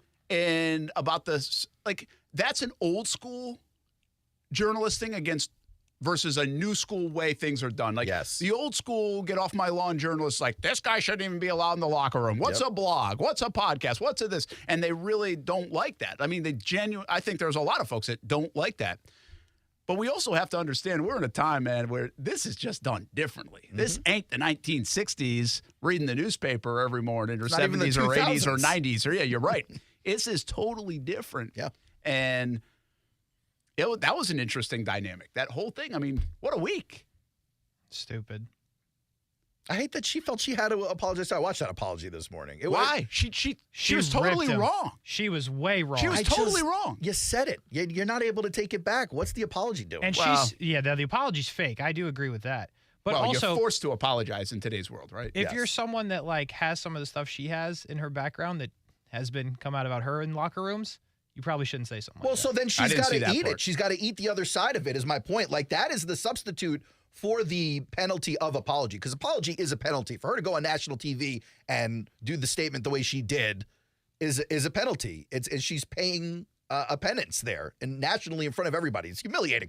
But the reality is, getting made fun of for that history juxtaposed to what happened, I think is way more of a penalty than the stupid apology. Yeah. I don't know. I guess there's a need to apologize or not. I've long said this. If you got a microphone in front of your face long enough, you're going to say some stupid things. So I love radio. Like, you really are. Like, count them up. Love it. Right? I mean, you say some stupid things. Aaron, comment? Love it. Love it. But I'm not wrong, right? No, of course. You know how many times I'm sitting at night thinking nothing to do with this show, and then I'll have like a cold sweat come over me, remembering some dumb thing I said a month ago, and like, man, I hope no one goes back on YouTube and watches this. Yeah, I've thought about that a bunch. Like, you're not getting picked up by national everything, every word you say. That's a different animal now. Yeah. When everything is getting blasted out and pushed out there. No way. Where's John Osher? Where's Osher? Where is he? Turn your phone off. I was so hoping that would happen. I got a story to tell. So I was hoping that would happen earlier with like either the phone ringing or something else. Are you getting a FaceTime? That's a spam call. But so I told you I got the new phone, the 15 Pro. Yeah, I have no idea how to like silence it with the button. They gave you a new button. They gave me a new button. I have no idea how to do it. Well, you can program that button to silence it still, you know. I just haven't spent the time. I got it. So I'm like, I know it's going to go off today after. And I told you it was Osher that his phone went off, right? We didn't say that on the air. Yeah. So I just pulled an Osher. Was that off the air? Yeah. Whoops. Case, did you know you got a new magic button on the phone? I don't have the new phone. I can't figure out the magic button. I don't know if I like it. I'm poor. All you got to do is ask someone who bought an Android 4 years ago. They'll tell you how to work it, because we've had magic buttons for a long time. He tries to like hammer the iPhone once in a while. We've had it for a long time. You just don't like the fact that they outsell everybody else. No, it's fine. You guys have one phone for the whole platform. Android's got like 1 billion. Of course you're going to outsell them. If there was one Jags jersey on the whole team, that jersey would be the best seller in the NFL. It doesn't matter if people buy it or not. Phone Wars here on Brent Friends on ESPN 690. Once I figure out how to use mine. I love it. You're excited about it. That's good. Yes. Can't wait to see all the new features I can get in 4 years. That's right. Now you'll learn it. We got our picks coming up on ESPN 690. Now, the First Alert Forecast on ESPN 690. Partly to mostly cloudy, warm and humid today with a brief shower, highs in the mid-80s. Mostly cloudy tonight in the 60s and clouds and some drizzle to start your Saturday. Then it'll become partly sunny and warm, but with lower humidity and highs in the 80s. I'm Chief Meteorologist Mike Burrish. Join me today beginning at 5 p.m. on CBS 47 and Fox 30 Action News Jax. The Weather Center is brought to you by Beard's Diamonds. Don't miss Beard's incredible buy one, get one on wedding bands now through October 31st. Victim of a slip and fall? It takes one phone call to take back control of your life. Anajar and Levine will fight to get you the compensation you deserve. Call me, Mark Anajar, for a free consultation. 1-800-747-FREE. That's 1-800-747-3733. Main office, Jacksonville. The future of joint pain relief is here. It's QC Kinetics, advanced regenerative medicine. This is amazing stuff. Hey, everybody, it's Brent Martineau. If you've been told more steroids or surgery are your only options, well, don't be so fast. Get a second opinion and learn more about how you can harness your body's own healing agents to attack that joint pain. I'm talking lasting relief. QC Kinetics doesn't mask the pain. These treatments go to the very root of the problem using concentrated healing properties placed directly in your joint to restore and repair that damaged tissue.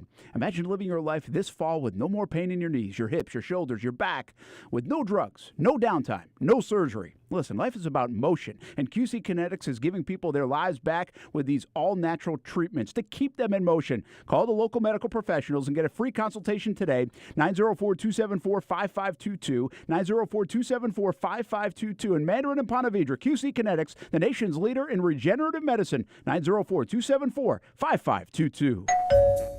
Frank, you got to come see my new windows from American Window Products. They're beautiful and they keep the house so cool. Oh, slow down, Jim. No, Frank. American Window Products is having a sale right now, and you said you wanted a locally owned business with qualified products and professional installers. Well, American Window Products has all that and more. More? Yes, selection and great prices at American Window Products. Whoa, what's that number? 731-2247, a family-owned business since 1981. Check them out at AmericanWindowProducts.com. Call them, Frank. I'm calling American Window Products right now, Jim. The downsides to a 401k are limited investment options, what we'll find, and nothing against anybody who's doing it. Listen, if I wasn't an investment advisor, I might even be doing the same thing, but lots of target date funds. We don't like the target date funds because they only take into consideration the date. They don't take into consideration anything else. I think they give investors in retirement plans a false sense of security. More at guardingyournestegg.com. Advisory services through Talon Private Wealth and SEC registered investment advisor. Florida license D056341. Car Bravo is here at Nimnik Buick GMC, a better way to shop used vehicles with transparent pricing. Nimnik Buick GMC has joined the Car Bravo family and is the only Car Bravo dealer in Northeast Florida. Hey, it's a win-win for everyone. You always win at Nimnik Buick GMC. I've always won 6 different cars purchased for our family. Terrific selection of used cars under $20,000 at Nimnik. Experience used for you with Car Bravo online at nimnikbuickgmc.com or visit the showroom off Phillips Highway. GMC, we are professional grade. What defines a hero? Dedication, loyalty, courage. Every day at AMCO, we serve heroes. For over 60 years, we've repaired and maintained the most critical public service vehicles. From complex transmissions to simple brake jobs with flexible financing and the extra safety precautions we need. The heroes we serve don't all wear uniforms. They're people like you. At AMCO, we're proud to serve all of you. AA MCO. Money tight? We can finance almost anybody. Find the AMCO transmissions nearest you at AMCOJacksonville.com. I'm Shanola Hampton. I support the Feeding America network of food banks because they help provide over 6 billion meals to people in need each year. Learn more at feedingamerica.org. Yeah, I'm so stressed. Our business is growing. We've got people all over now. Ooma. What is that? Meditation? I'm recommending the Ooma cloud phone system with auto attendant and more than 50 features. Ooma? Yep, switching to Ooma is a cinch. Just $24.95 per month per user, plus taxes and fees. Ooma. Now you're feeling it. Find small business calm at ooma.com/radio. That's OOMA.com/radio. Mr. Clean, Mr. Clean. Of course I use Mr. Clean Magic Eraser to clean tough messes off my stovetop and bathtub. But then I discovered I can also use it to easily clean my patio furniture and even my shoes. I'm hooked. And when wipes won't cut it, I use Magic Eraser Sheets. They're thin and flexible erasers, perfect for everyday messes, like gunk on my counters and sinks. They really are magical.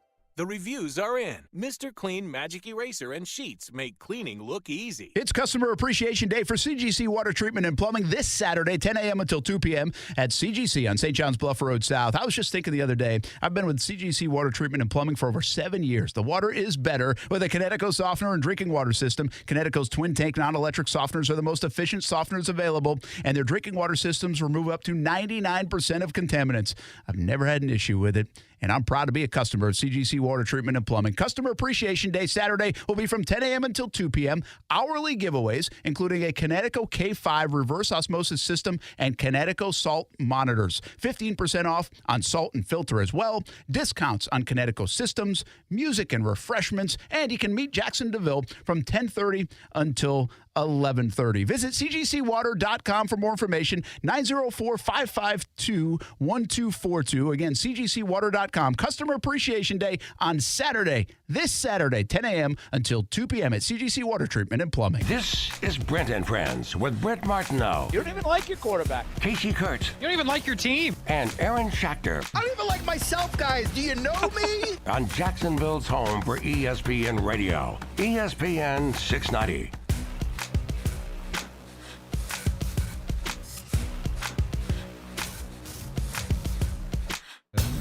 He is so funny. Doesn't like to be questioned, does he? No. Who? Definitely not. You can't tell him a way to do his job a little bit better, because then you're in trouble. I was just asking if he was ready to do his job. Nobody has told me how to do this better. First off, nobody told me how to do this at all. I just showed up one day, and then 3 days later, Nick was like, I quit, bruh. Good luck. It's actually fair. This is a good reenactment. And sometimes it shows. And then Aaron, oh, man. I wish that rhino would have took you out, bro. I swear. I wish you never would have came back from the rhino. Holy smokes, down goes Kasey. I love Aaron's reaction. It's so good. Aaron, be ready to hop in there in case he leaves. So good. Hey, Brent, feeling a little under the weather. So I'm probably going to call it for the blitz. Put COVID all over that microphone, too. This is my pop screen. Okay, cool. By the way, Casey's not leaving if you make him mad. He's putting on the bump music and putting it up at like 70 and just chilling. That's if you make him mad. This is Monday bump music. Speaking of loud bump music, isn't it time for picks? You know it is. Hold on. Here we go. Hope your Friday's as good as ours. Woo! Come on. All right. You think it'd be good radio if you just laugh the whole time? People have fun with that. Maybe. Maybe not. All right. How you doing, Case? All right. Oregon +3.5 at Washington. Great game, huh? Big game. Aaron first. It's basically Penix versus Nix here. Who do you got? I think I'm taking Bo Nix and the Oregon Ducks. I didn't even know what the spread is. 3.5. Oh, definitely. Wait, listen. Come on, Brent. I'm going Washington. Why? Because I think they're going to win the go to the Final Four. Whoa, bold take. I'll take I Washington. might even put $1 to put them in the national championship. Don't spend it all now. I'm not betting with Brent ever again. USC +2.5. By the way, they're undefeated. Keep in mind. 2.5 at Notre Dame. I'll take USC. Ooh, that's a tricky one, man. Always play each other tight. Notre Dame sleeping last week for this game. I got the in-laws in town, big Domer fans. I'll take the Irish. Aaron? I think it's hard to pick against USC at this point, especially against Notre Dame. Especially getting points. Miami +3 at North Carolina. I'll take North Carolina. You think they kneel on the first play of the game? Maybe try the victory formation? Like, okay, we can do it. Just to run the practice? Just practice it. Just get it out of our system? We'll see this later. That'd be a bold strategy if you kneeled on the first play of That every would be game. something, huh? I'll try North Carolina as well. Case, you hear that? Choo-choo! It's the Drake May train. All aboard, buddy. Come on. Okay. I didn't know if that was the game picker-upper train. I didn't know if that was the bus because I was about to get backed over This again. is why you guys got to wait for what train it is. I understand. Seahawks. We go to the NFL. Seahawks +2.5 at the Bengals. Bengals all day. Yeah, I think the Bengals get right and have been getting right. I think this is Bengals. Bengals. Lions -3 at the Bucks. I'll take the Bucks.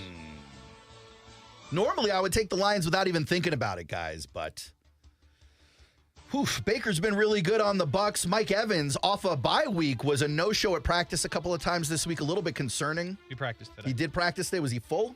I believe so. It doesn't matter. I think he would have played anyway. Man, I'll go Lions in this one. I got Lions. Colts +4 at the Jags. I got the Jags. I think Jags going to blow them out. I feel good. This will be the third or fourth time this season you've said Jags are going to blow them out. No, I'm serious. Houston. You said it for Indy. Houston. You said it for Indy. He says it all the time. Hold on. And you said it for Atlanta.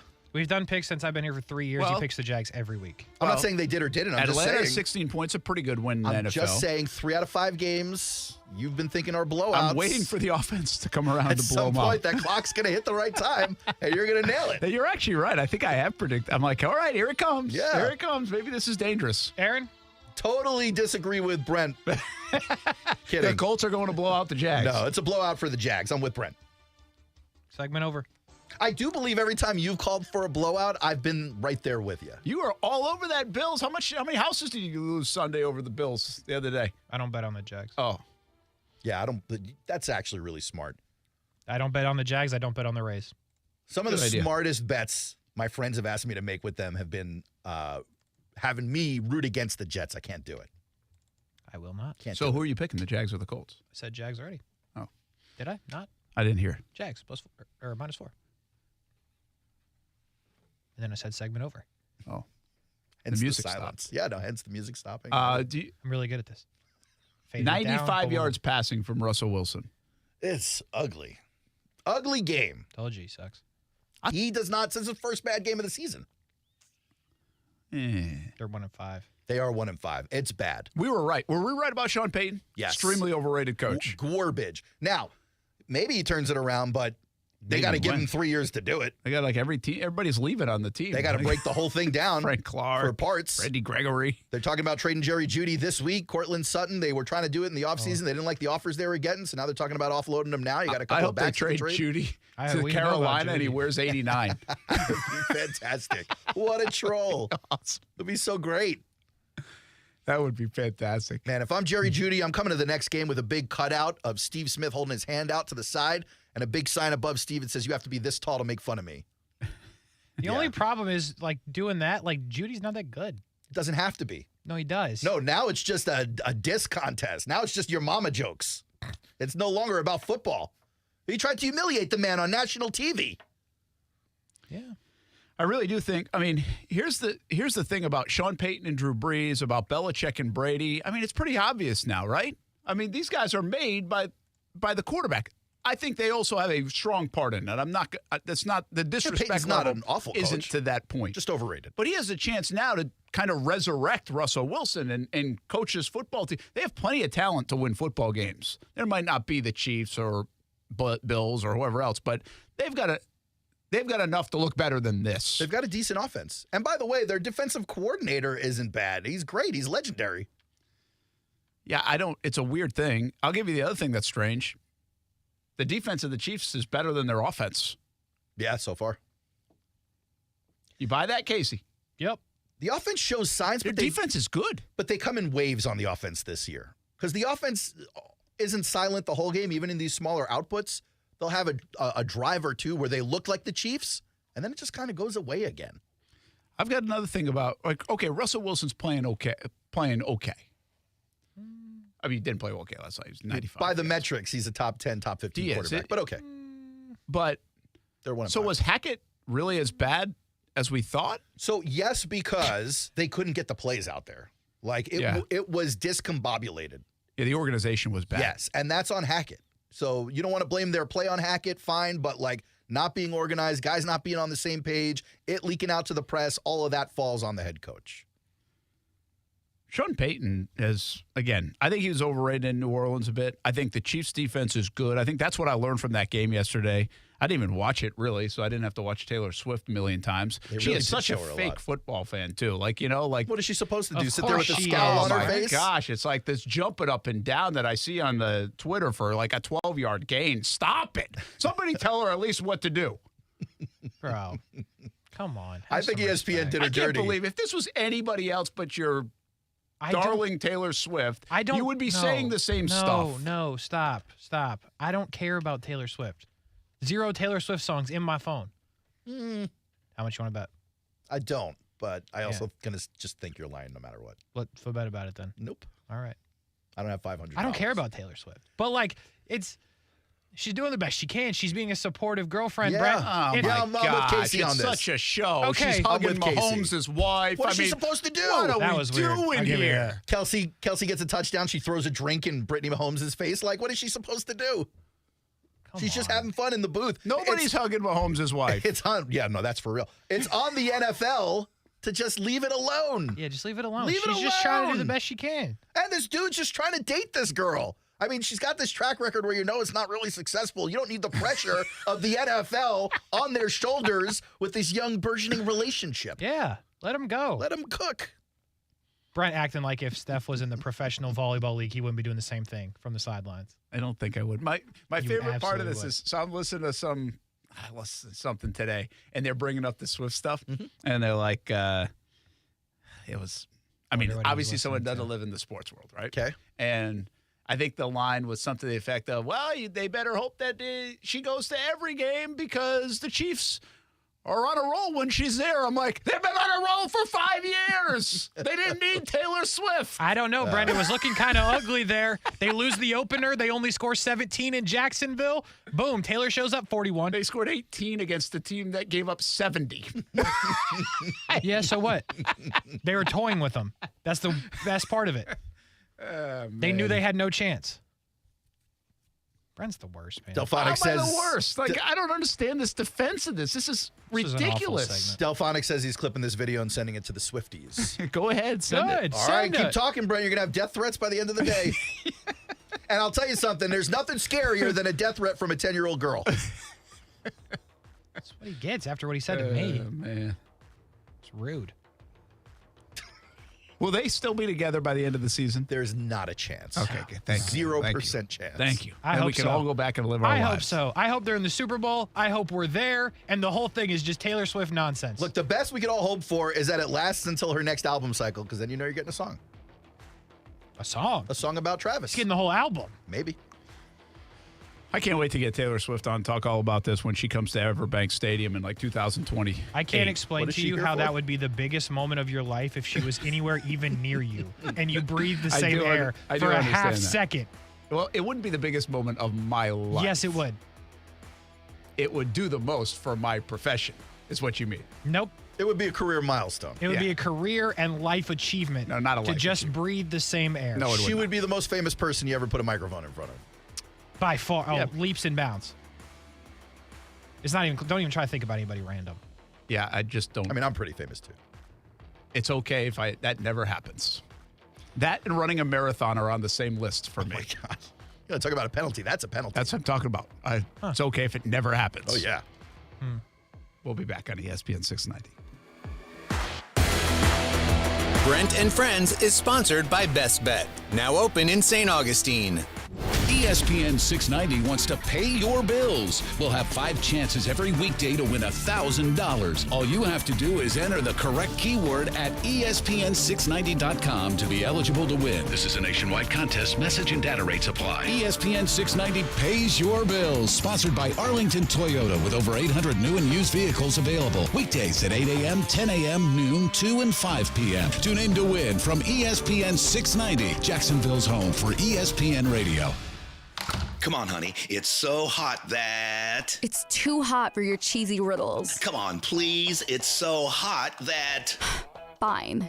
How hot is it? It's so hot, chickens are laying hard-boiled eggs. It's so hot, we're boiling pasta in the pool. It's so hot that... Yeah, I get it. It's hot. It's not just hot. It's Hammond hot.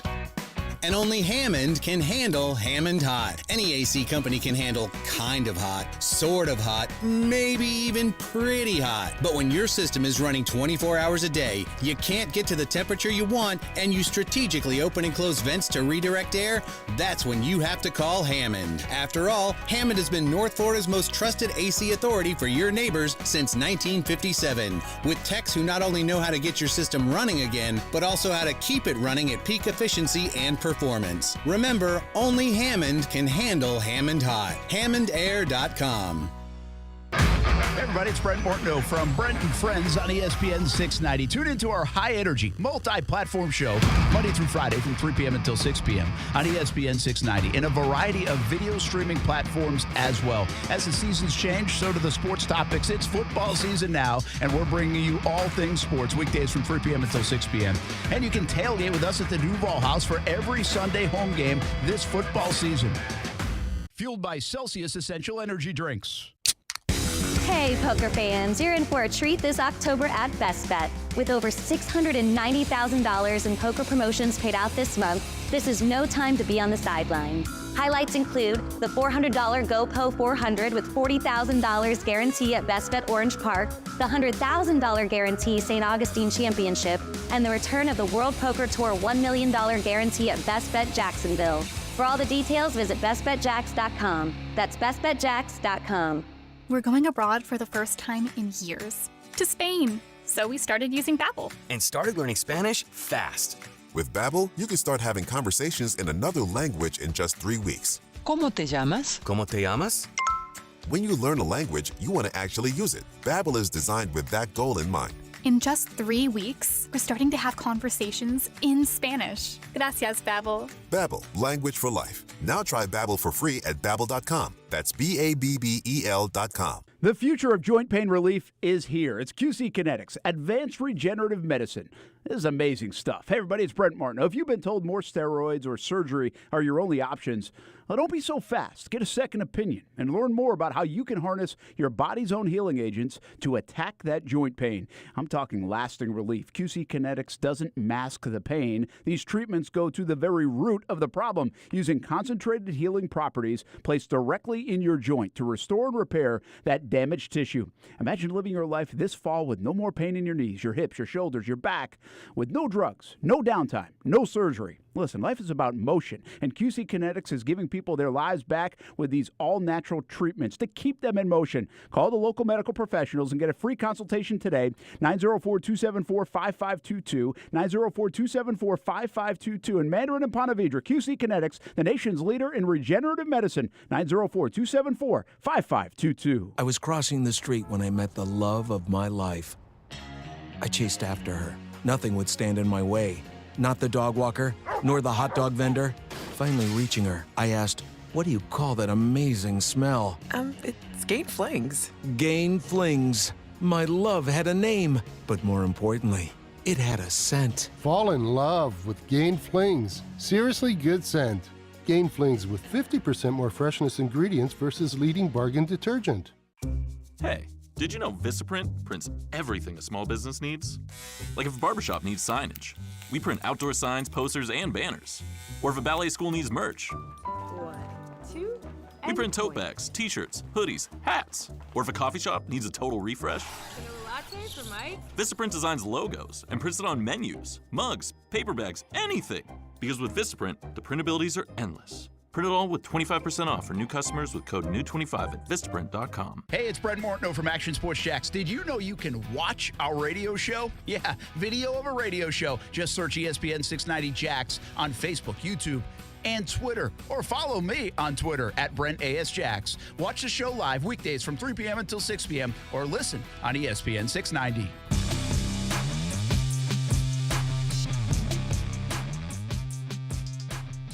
As for the actual baseball, the Phillies now the favorite to win it all. Seems like they got to be, right? You picking the Phillies? No. Or the Astros? Not picking the Phillies. Diamondbacks? Nope. Oh, I got two more guesses. The Rangers. Yeah, you like the Rangers. You like the Rangers? Rangers. Wow. The Rangers, I'm trying to think of like an out of left field playoff team like that? Playoff, like championship team in recent memory. And I feel like there has been one. They're not that out of left field. They spent like I get it, but billion. But even when they've spent in the past, Kasey, it's flopped on them. Well, it flopped on them this year. They spent like 9 figures on DeGrom. He didn't pitch. They traded assets for Scherzer. He didn't pitch. Who's going to pitch? Okay, but he didn't for a while, and you didn't know you were getting him back until he's back recently. He's going to be back. But like, there's no pedigree for it. There's not, you know what I mean? Like, you can spend all that money, but you don't believe it, type of thing. Cubs. 2010 Giants. Yeah, but then the Giants won 10, 12, 14, so it kind of justified it. Like even the Diamondbacks here, like the Diamondbacks have won. Like they won in the early 2000s. They got Schilling and Johnson. And what about when the Marlins won? Or Luis Gonzalez? When was Gonzalez? He was that one. That was that one? That's my guy. That's my grid guy. Oh, sure, immaculate grid guy. Luis Gonzalez. So I don't know. Rangers just feel weird to me that they would even. It's like, okay, cool. They did well. They did well enough, but could they actually win it? And I feel like of all the 4 teams left, like it would be weirdest of all to say World Series champs Texas Rangers. No. I mean, Houston obviously fits. Philly fits. Philly is really good. The thing about Philly is the Braves were so damn good that Philly finished like 16 games back. How do you say all these nice things about Philadelphia without throwing up in your mouth on the radio? I don't really understand how. I don't really have a disdain for Philly. How? Well, why would I? I mean, I'm from New England. I don't like the Yankees. Oof, I'm with you there. But out of that side of that, I don't really dislike Philly. We'll get you there. You're just a Mets guy that doesn't like Philly. It's true. I don't like any of them. It is wild how much hatred there is in that NL East. Like in the AL East, it's the Yankees and Red Sox. But people don't hate like the Orioles, the Blue Jays, or the Rays. No, but I do think Orioles hate Yankees. Well, everybody hates the Yankees. Yeah. And the Red Sox. Blue Jays are just there's there's a partnership between like the Braves and Mets, right? Yes. They both hate each other. Oh my God. Braves and Phillies hate each other. Yes. The Mets and Phillies, they hate each other. Yes. Marlins, not so much. No, the Washington and the Marlins aren't involved in that. Mets and Nationals have a little bit because of some playoffs, but yeah, but it'll be way more recent. It's not a real rivalry now. I would think if the Nationals got good, going against Philly would be interesting because they got their guy. Mm-hmm. I do think Bryce Harper's a cool star in sports. Way cooler than Castellanos. Really going in on him today, huh? That thing bothered me, man. I like to see. You feel like Brent is taking more swings at people in the last year, Case? Last year? Specifically you? His kid was there, too. It was a nice story. His kid was there to watch him hit like a few home runs. This week, I've caught a shot every day. And every time I talk about betting, he makes this weird face that's like, shut up. Oh. I don't know why he keeps doing it. It sounds like a little self-reflection. I think he's trying to push me out. Yeah, me too, Case. I think he is trying to push you out. Well, another hour. You can leave. Aaron, I'm pushing your ass out now. I don't understand why Aaron gets to leave, by the way. We used to do high school at 5, and now it's at 5:30. So why does he get to leave? You guys hear that? That's the Aaron train. That's leaving? the Aaron train getting out of the station. This is like so like dad and kids. I don't understand why Aaron gets to leave. I don't. Let it go. I don't understand it at all. We're doing a whole real segment when we come back. It's like a veteran thing. Veteran gets the day off. Are you a part of the show? You wouldn't leave if you were part of the show. We got to go. Brent Friends, Football at ESPN 5 690.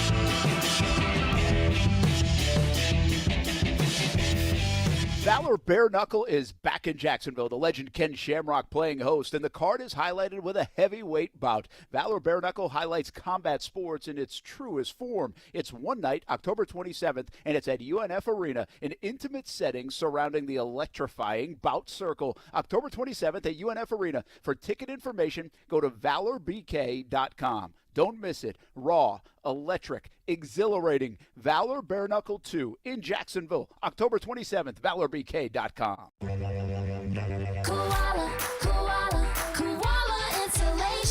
Hey, this is Bruce. And I'm Carrie. We're the owners of Koala Insulation. It's a great time of year to invest in energy-efficient improvements to your home. With our competitive rates and new tax credits for insulation upgrades, you can get huge savings to improve your insulation today and see long-term savings every month going forward. Give us a call and set up your free evaluation at 679-6282 or find us online at koalainsulation.com.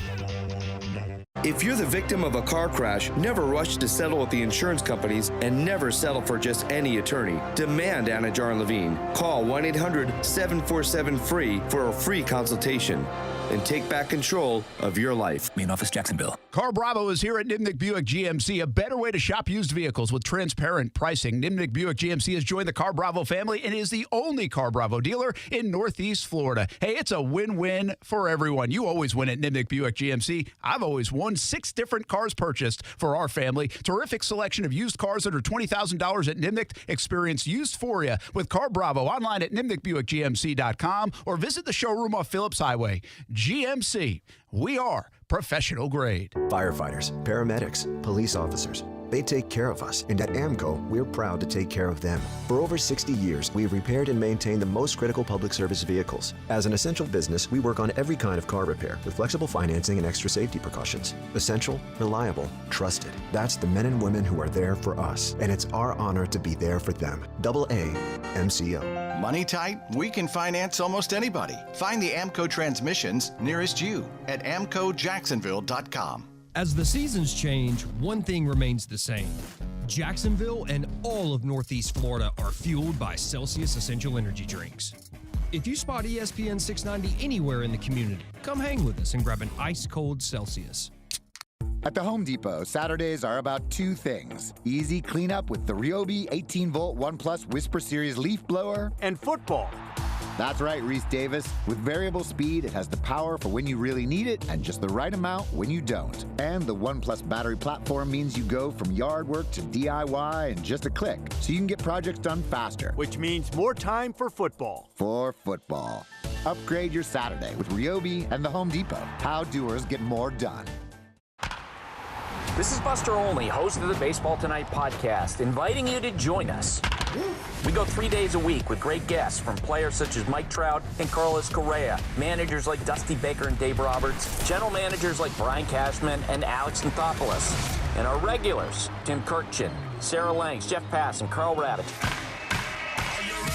Baseball is a great fishbowl of humanity, and we go big game fishing every day. Listen wherever you get your podcasts. Broadcasting live from the Anajar and Levine studios. Anajar and Levine Accident Attorneys. Call 1-800-747-FREE. That's 1-800-747-3733. WOKV Jacksonville. Listen live everywhere you go on ESPN690.com. ESPN 690, Jacksonville's home for ESPN Radio. What's up? It's Kasey. Check out the podcast Action Sports Jacks on ESPN 690, wherever you get your podcasts. This is SportsCenter. I'm Nick DeLuca. Couple QB injuries in Week 6. Daniel Jones out Sunday against the Bills with a neck injury, not considered long-term. Tyrod Taylor will start against his former team. Bills now 15-point favorites. Browns QB Deshaun Watson will miss his second straight game with a shoulder injury. Cleveland will start P.J. Walker against the Niners. In baseball, Phillies back in the NLCS after eliminating the Braves. After responding to Orlando Arcia's post-game comments in Game 2, Bryce Harper doesn't think the extra motivation was a big factor. It's the competitive nature of the game. You guys know. I mean, playing sports, you're always going to be competitive. No matter what anybody says or anything like that. I don't think you ever need that extra fire or anything just because, you guys know how Philly is. Being able to play in front of a fan base like that, there's nothing like it.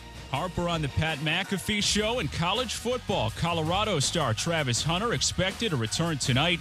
Has been out since Week 2 with a lacerated liver. Will be on a snap count Colorado-Stanford at 10 Eastern on ESPN.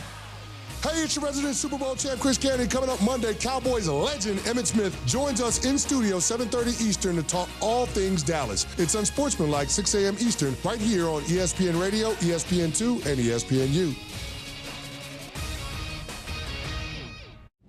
Now, your chance to win $1,000 as ESPN 690 wants to pay your bills. Sponsored by Arlington Toyota with over 800 new and used vehicles available. Enter the word prize at ESPN690.com. That's PRIZE by 15 past the hour. This is a nationwide contest. Message and data rates apply. ESPN 690 and Action Sports Jacks presents Brent and Friends. Today is one of the worst days that I've had in a long time. We're getting a little punchy around here, people. It's been a lot in a row. I would love to punch you guys. Ow! It really hit me. Brent and Friends with Brent Martineau, Aaron Schachter, and Kasey Kuhrts. Jacksonville's home for ESPN Radio. ESPN 690.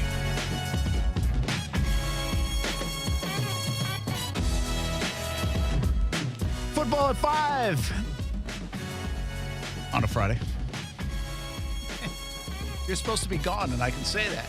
Aaron, he's still in the room, people. Hey, we do have the Blitz Scoreboard Show coming up tonight. Looking forward to it. Week 8 of the high school football season. Some big matchups, and we're going to talk with Kevin Sullivan about those matchups in just a little bit. Some big district matchups, some big rivalry matchups. A lot of fun stuff on this Friday evening in middle of October. Wild stretch of things coming up. We had the London games. Jags come back. It's a huge game in Jacksonville against the Indianapolis Colts. Such a big game that it's the first time both teams have met with a winning record since 2010. Isn't that crazy? Yeah, it's crazy. On top of that, next week we got the short week, go to New Orleans. And then after that, it's Florida-Georgia week. And then we're in November. I mean, it's pretty fast-moving October. I'll give you something else, Kasey. Jags were 0-5 in October last year. I remember. Could you see a scenario where they're actually 5-0 this October? Yeah. Sure, Yeah. Absolutely. This is the big one. And then, I mean, it's obviously the next one.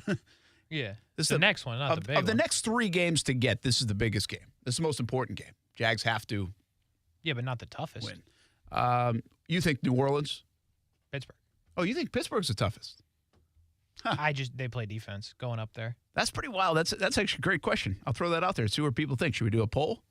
How many votes we're going to do? Yeah, man. No, we won't do that. I already won. I had defeated you guys earlier this week. You don't even want to play that game I bet anymore. the over. Oh, you bet the over. You did. You won. You had faith in me, Kasey.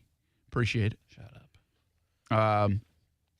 I disagree. I don't know if Pittsburgh feels like the hardest one to me, or maybe I'm just not there mentally yet. I actually think this one, I think next Thursday from a logistics standpoint is the most difficult to get your body right and the letdown possibility. I think this one from a football standpoint is the most difficult.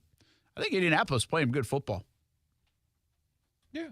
They're really not bad. I looked at their record, too. Like, if they win this game, you can really get them to 10 wins. That escalated quickly. Well, the next couple weeks, I think they play on their table, on their schedule is like New England Patriots. I want to say Carolina. So you're looking at a Colts schedule of the Browns? Yeah, tricky. Could be tricky. The Saints, the Panthers, the Patriots, Bucks, Titans, Bengals, Steelers, Falcons, Raiders, Texans to finish out. Doesn't sound like ridiculously tough. Yeah, that's not a bad schedule for them. And that's why this game, like if they win this game and they go to 4-2, they could easily win 3 out of the next 4 before their bye week. And now they're 7-3. 7-3 at the bye. That'd be crazy. Backup quarterback, though, Brent. Yeah, different kind of backup quarterback. Sure. The one that went 0-2 last year with the best team in football. Got it. They scored like 30-plus in those games, I think it was. In one. The one was real bad. Lost them both. That's all that matters. The Eagles lost 3 games all year. 2 of them were with the backup quarterback. That is true. So, the Jags go ahead, the Jags schedule. Because we know what the next 3 weeks are. So if the Jags win and go to 4-2, we're going to play super conservative here, okay? We'll go split with New Orleans and Pittsburgh. They get to 5-3 at the bye week. Yes. Could they get to 6-2? Absolutely. But let's call it 5-3. Then you got San Francisco. Yep. Chalking that one up as a loss right now. Okay. 5-4. Titans at home. You got to beat them. 6-4. Texans on the road. Got to beat them. 7-4. Cincy at home. I got a feeling like Cincy's cooking by then. That's a tricky one for me. I think they split Baltimore and Cincinnati. I just don't know which one. So let's call it 7-5. Cleveland on the road. Cold in December. December 10th. Let's go 8-5. Ravens at home. This is the one I think they win, 9-5. Bucks on the road Christmas Eve. 9-6. Panthers. 10-6. The Panthers game's at home? Yeah. I didn't realize that. Titans on the road to finish the season. Yeah, we'll see what you matter. So you can get to 11 wins, 10 wins. They play Christmas Eve and New Year's Eve. Yeah, it's not hard to get the Jags to 10 wins. If they win 2 out of the next 3 at least.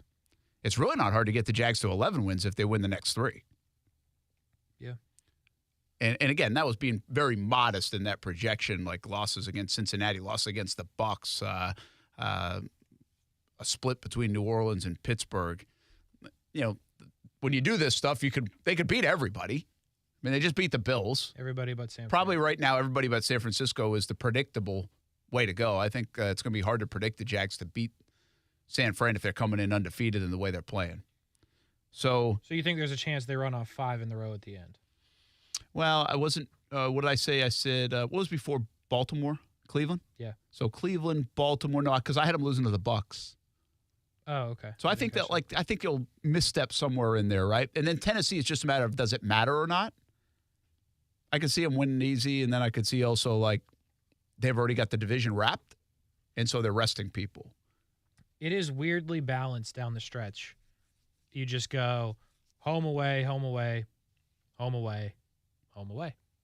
So you're not stacking anything. You don't have to go on the road for a couple. Like last year, they had to do Jets and Houston, both on the road, right? Those are back-to-back. Yeah. So you got none of that. There's no stacking home games or having to go on the road multiple times. You're back and forth every time. And then you got 2 of those scheduled to be in the nighttime. And then the Bucs game's at 4, which makes not a ton of sense, accounting that you're going 4 hours away and they're playing it at 4, but shout out to them. So last year they won 5 in a row to end the season, right? Mm-hmm. And they needed to. If there's a stretch of this season where they're going to win 5 in a row, it's this one. I think we're in it. Mm-hmm. 100% you're in it. Right? Because you pulled it off against Buffalo. Atlanta's not that good. You should beat the Colts. You always beat them at home. The Saints have not been as good as expected. Steelers aren't good. The only difficult part is you got to go road on a short week and then on the road to Pittsburgh where they play defense. Yeah, I have a hard time. I don't know what New Orleans, from a football standpoint, I really haven't watched them play. Patriots stink so bad. That was their most impressive win. I don't have a good feel for the football side of it. The schedule concerns me next week against the New Orleans Saints, and I've been saying it all along. I've been saying it since April when the schedule came out, or early May. I just think that's a tricky part. I mean, it's not good. They haven't been good, just point blank. The Saints haven't been good? No. They start – I mean, I had them in some parlays, so I was paying attention. They win by a point in an ugly Week 1 game. That is what it is. They beat the Panthers on Monday night by 3 on the road. Disgustingly so. It was not pretty at all. They blow a 17-point fourth-quarter lead to the Packers on the road a couple of weeks ago. That was when Carr got hurt a little bit, but still. They could not play any offense against the Bucs at home.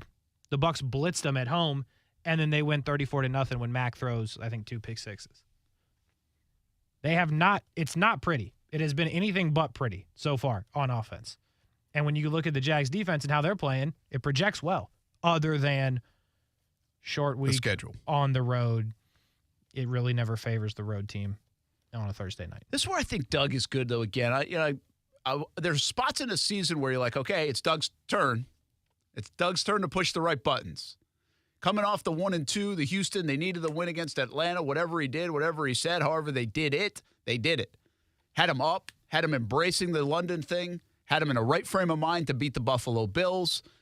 Good game plan, called it great, played well, had him playing good football for the most part in that game. To me, that you have to give some of that to the coaching staff. I was pretty critical of the coaching staff after the Houston game. To me, that was, you can't allow that to happen. There was some bad stuff in that game. And they really have flipped it and therefore flipped the season. And now I'm buying again, okay, Doug's going to have them ready on the heels of this. He's already told them, no letdown.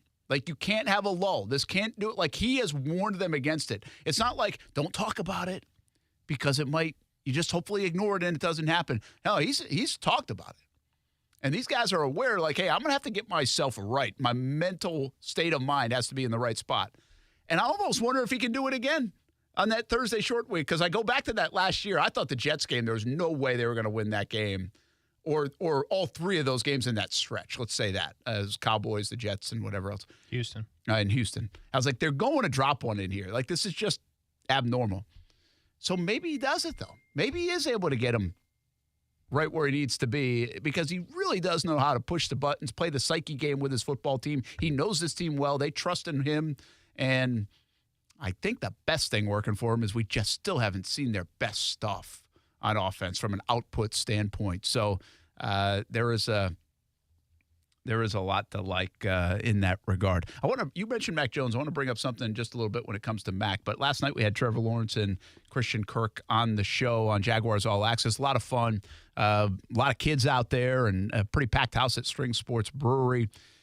These guys are two of the best when it comes to interacting with the fans, genuine, good human beings, obviously very good football players. You know, Christian Kirk right now, Kasey, is on pace for like 100 and over 1,000, 100 catches, over 1,000 yards. I did not. He's at 30 right now through 5 games. Crazy. So you project that out, you're into like 90 territory with one more game to go. So he'll have to tick it up a notch. But both him and Ingram are on pace for 100 catch seasons.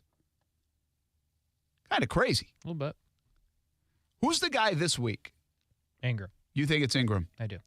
Is that a Gus thing, a Gus Bradley thing, or is it more of an Ingram and the Jags thing? Because Gus and defenses haven't always been great up against the tight ends is why I say that. It just feels like it's time. It's a purely Jaguars thing. Well, and you have to take what they give. It's a weird thing to say because Ingram I don't feel like is, when I say check down or people say check down, you think the running back. Yeah, I just think underneath crossers, that'll be big this week. But he is, and that's what he is. He's kind of like that underneath check down kind of spot. It's hilarious that you can't turn it off. Yeah, I have no idea how to turn this thing off. You're so old. That's so Well, bad. I haven't looked into it. It's not like I have no idea. I just haven't figured it out. Most people just usually figure it out. All right, we have some Trevor talk. All of the ones that were put there. Yeah, I have no idea what was even put there. Let's listen to Trevor Lawrence last night on Jaguars All Access. Yeah, when he has a game like he does on Sunday, or Christian, we're hard to beat. Hold on, it says both. It just opens everything else up. You know, when he's running the ball like that with the type of physicality and efficiency, he's special with the ball in his hands. And like I said, especially for us as wide receivers, that's another part of our job is blocking on the second level to spring him because he's great at, being able to break through the first level and get to the second level and make those explosive plays. Yeah, he's always been that way. I mean, honestly, knock on wood, he's always been available, always been healthy, really until our rookie year when he had the crazy Liz Frank foot thing, which is kind of just a fluke thing. I mean, besides that, he's never really been hurt. He's been tough. He gets a lot of carries. He always bounces back up. I mean, he takes some shots, bounces back up. He's not the biggest guy, but just really tough. Obviously, explosive.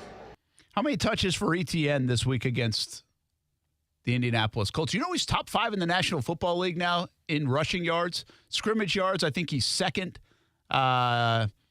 Amongst running backs, I think he might be like third or something in touchdowns. And obviously the missed tackles, he has more than McCaffrey and guys like that. So you got to keep giving it to him. 27. Now, I did warn against that's 53 already. That would be up to 80 after the last 3 weeks with a short week coming up. Got to win. 27. Yeah, you might not be wrong, too, Kasey, because the one thing about what's interesting about the Indianapolis games, if you look at Trevor's numbers, they're very good, but they're like a lot of them 25 of 30, 20 of 22, 21 of 25, I think are some of the recent numbers against them, which means they're not really thrown it 35-plus times. So they want to mix in the run. And the Jags have stuck with the run. Remember last year they were like, need to run it more? Doug, you need to run it more? Mm-hmm. Jags have actually tried to run even when they're not effective at running the ball, like the Atlanta game. Correct. Let's hear what Trevor and Christian, what else they have to say about this football team last night on Jaguars All Access. This one's just Trevor. I feel like I've asked you guys this a lot about the growth Brent. of the offense, the year 2 stuff, the progression of you as an NFL player and command of the offense. I mean, do you make that play 2 years ago to that call? I like this answer. It's my favorite answer last night. Is that just a football play, or is that a sign that, hey, I got guys that I trust and I trust myself in the moment? I think it's both. I think a big part of it is trusting those guys. Like at the end of the day, I got to trust them to win. I got to obviously put the ball in the spot where they can go get it, but I got to trust them to win and make the play. It takes both of us. And then, I mean, answer your question 2 years ago, no, probably not. Probably not doing that. I think I'm playing at just processing a lot faster right now, and that a lot of that is credit to, the guys up front and also Christian and all the other receivers and how well they're playing. Oh, I like that. So that was a 3rd and 4 play where he audibles to it, and obviously everybody's talking about that. That's like the NFL play of the week for people when it comes to Trevor and Jacksonville, talking about that play, the audible, the sign to see it. Christian Kirk was interesting, too. He said he was on the far side. He's like, I saw him make the sign. And I was like, all right, game on. It's kind of interesting that they know it was about to happen. And then it does happen. It's a beautiful throw, drops it in the bucket. Great route from Ridley. All of it works for the Jaguars. But I love the end there where he says, yeah, I wouldn't have done that 2 years ago. Like that says a lot. Right. Either about what he's allowed to do now, Kasey, And even if he does make mistakes, I think he's done some things, changed some things up, and I don't think Doug's been in love with every time he's done it. But he's still giving him the freedom to do it, right? Yeah, I think not only does he trust – I mean, there's so much that you have to trust on that play. One, you got to trust yourself to make the play. Yeah. You got to have the kahunas to do it. I mean, you know in your heart of hearts if you can do it or you can't, and he knows he can. He made it. You got to trust Calvin Ridley. But also in the Orlowski breakdown, talking about the offensive line, you got to trust that after you make this very subtle change that you're not really screaming about, that everyone's on the same page and picking up the guy. And, I mean, going back to Calvin Ridley and trusting himself too, he knows he's got a guy blitzing off his backside. You gotta know how much time you have. Yeah. So you literally got to trust every single piece of everything. Because if one thing breaks down, dude whiffs, offensive lineman misses, it could have been bad. Could have been fumble number 3. Yeah, you got to have a couple of things: the fortitude, fire in the belly type stuff to have the kahunas to make the call in that spot. Because you can make an easy call on 3rd and 4. You were empty. You had a lot of different route combinations to go to, and you could just pick up the first down, keep the clock going, right? Mm-hmm. And with like a little over 3 minutes to go. Or you can take that chance and try to ice the game, which is what he did. But then the toughness part comes in. Of all the things you just said, this isn't a trust. This isn't anything else. This is, I know I'm going to get hit. Yeah. And listen, if you have a choice to make a play from any walk of life where you know you're going to get physical abuse on the play, or you can make another play where you're not, probably go the other one. Most people would go the other way. And I know this is football and you're wearing pads and everything, but still. So there's a lot to love about that play, and I really liked his answer. That was my favorite answer last night because he did say, he kind of laughed when he said it. He's like, yeah, no way I was doing that a couple years ago. Which, again, this is all about growth. Like, it's all about where is he in the offense? Where is he in his progression as his quest to be an elite quarterback in the National Football League? And I just like the fact that he was vulnerable enough to say that. Like, yeah, I wouldn't have done it a couple years ago. I'm ready to do it now. And, man, don't you get the feeling that he's feeling it as a player right now? 100%. After the last couple of weeks. Because, again, the Atlanta game wasn't flashy, but we talked about it. Felt like all the throws he made were big ones. He made plays with his legs. They don't win without him. They definitely don't win without him in the Buffalo game. But the Buffalo game was like, it's different from Atlanta because everything was on display. Yeah, Atlanta was kind of, it was quiet. It was contained, the box score wasn't great. This one, the box score was great. The highlights are great. They won the game. Like, yeah, he's feeling it. He said he's feeling it, I think, in a way. Yeah, we asked Doug this a lot in the offseason. Hey, what's it take to get Trevor the next step? And his answer was very consistent. He's like, he has to do what he did in the second half of last year for an entire season. And so far, while the offense, again, you got to separate this. The offense hasn't been clicking, lighting up the scoreboard to the degree everybody wants it. Trevor Lawrence has played good football from the jump this year. Mm-hmm. And I don't think there's any doubt about that. Has he made mistakes? Sure, certainly. Has he been perfect? No. But has he been good? Yes. And at times, very good. Great. And great. He's great on Sunday. And so that's 5. Check the boxes, 5 in a row. To Doug's point, what's the next step? Play like this just about every week. And hopefully he can do it again on a team that he usually plays very well against. Let's get one more in. You got one more? Or is that it? I got one more. Speaking about the team he plays great against, the Colts. Obviously, this is, regular season games don't get any bigger than this. Divisional opponent, they're playing really well right now. This is a team, we got them in week 1, but they gave us some troubles, really feel like on both sides of the ball, all 3 phases. So there's some stuff that we want to clean up, and they're playing at a really high level, and definitely the sense of urgency is really high right now, and we got to continue this momentum that we started in London and bring that back here and keep playing how we've been playing, like Jeff was saying. Yeah, it is. I like what they're saying. Now, will they play like it? We'll see. But the sense of urgency talk, I've heard that from Christian. I've heard that from guys in the locker room this week. You hear it from Trevor. It's like they know, like, hey, let's go. Let's go get this. This is a big game. So I think that message is loud and clear from Doug Pederson. Real quick thought on Mac Jones. I wonder if you'll come with me on this or not. Oh, boy. You don't have to. I know that. So first year, what's interesting is we're seeing almost like an inverted kind of career path. I'm not intelligent. Of Trevor and Mac Jones. So Trevor has the miserable year with Urban Meyer. Gets off to a slow start. Things are not right, not well around him, and it's bad. And to the point where some people are like, well, guess what? Year 2 is going to be a rookie year all over again. Starts to grow. Second half of the year takes off. Right now, he looks like he's in a great place. He's an ascending player. Mm-hmm. absolute opposite of Mac Jones. Mac Jones gets put in a pretty good position, being drafted by the New England Patriots at the time he did at pick number 15. Good organization, still feeling it a little bit, still with a good enough players to compete, and has a nice year. Did some good things that rookie year, right? Off to a nice start. Well, then, they didn't throw him into an Urban Meyer mess, but they've really made a mess of it over the last year plus. Brent, I would argue, well, Urban was awful. When they hire a defensive coordinator to coach the offense, that's pretty Urban Meyer level, to be honest with you. Yeah, like the dude was calling the defense for the Lions. What was that? 4 months prior? Yeah. I mean, like he doesn't even call offense ever in his life. And they're like, yeah, he can call it. Mac's like, what? That's pretty bad. Yeah, so the point, it's hard to get there, right? Because there's Urban and then there's Belichick. So it's like, well, it's not even close. I understand that. But really, if you look at it from this window, are you set up to succeed? No. And the first year, Trevor was not set up to succeed. And right now, Mac Jones doesn't appear like he's set up to succeed. From what you were just talking about, where they didn't even have an offense, essentially, last year, and they tried to make him play quarterback in the NFL without one, to now where they're just not very good. Like, they don't have good enough players. Like the Juju Smith-Schuster moves, those kind of moves, getting rid of Jacoby Myers, whatever it is, they're not making the moves to set Mac up. Now, does that take all the blame off Mac? No. But he's certainly, Kasey, not set up to succeed. It's just he is now experiencing kind of what Trevor experienced in his rookie year.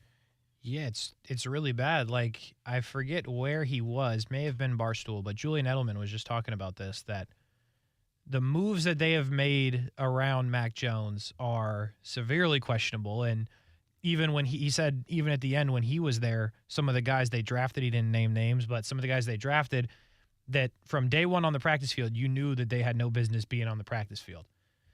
And that's the kind of players and decisions that Bill Belichick has made, and that's where that was going, that maybe he shouldn't be making all the football decisions, according to Julian Edelman. But, yeah I mean, it is very similar to what they gave Trevor the first year. No disrespect to Marvin Jones. He was the best thing they had. But outside of that, man, that team was rough for playmakers. You look at it from some of the other young guy situations, right? Like Bryce Young, he might not be in the greatest situation to succeed. They're not there yet, but it's not like a mess. Like, it's better than Trevor had and Mac currently has. Exactly. Stroud, same thing, right? They know what direction they're headed in. They're trying to surround him with stuff. They kind of know what they're doing, and he's performing admirably. I thought they were messing up Anthony Richardson a little bit by starting him early, and also the Jonathan Taylor stuff. In hindsight, that didn't seem to bother him that much. So, like, they're okay with it, and they're certainly not a mess. They're in a really good spot, and he's played okay as if he can stay healthy. You look at Justin Fields. Justin Fields, I think, was put in a messy situation for sure early on. Very much like Trevor. Is it still messy, or is he just playing better the last 2 weeks and they're figuring it out? I don't know that. No, I think it's still messy. I mean, they got him DJ Moore. They did him the bare minimum, but it takes time to get on the same page. So for 2 years and 5 games in, they've done right by him for about 3 weeks. Yeah. It kind of feels that way. I think he's in the boat of Mac, and he might even be in a different boat than Mac and Trevor. He's like he's still rowing. I mean, like, he's never come off. He's never come to shore. He's still rowing. Mac, unfortunately, the boat has flipped. Yeah, the boat is. And Trevor has at least evened out. And is heading in the right direction. Yeah. I think you're right. Which still makes me wonder about Mac. It's like if he does end up in a situation where it can be successful. If Mac would have been drafted by the 49ers, he'd be a Super Bowl champ. Yeah, that's probably extreme. I'm looking for one in between. If he was in Minnesota right now, could have success. Yeah, 100%. Right? I don't believe that's extreme, by the way. What? If they're not the first year. San Fran, you But mean? Last year, they beat the Eagles in that game if Purdy doesn't get hurt, and Mac is a better Purdy. Yeah. I don't disagree with you. I'm just saying right now San Francisco is like, if you go there, everything works.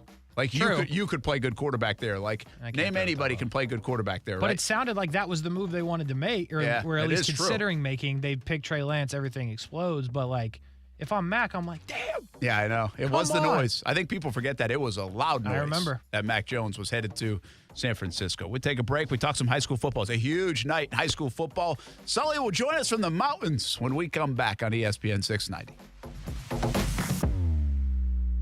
Now, the First Alert forecast on ESPN 690. Partly cloudy tonight with some fog developing later on, dropping into the 60s. Your Saturday will start out with some clouds and drizzle, gradually becoming partly cloudy and quite warm in the afternoon, but with lower humidity, highs in the 80s.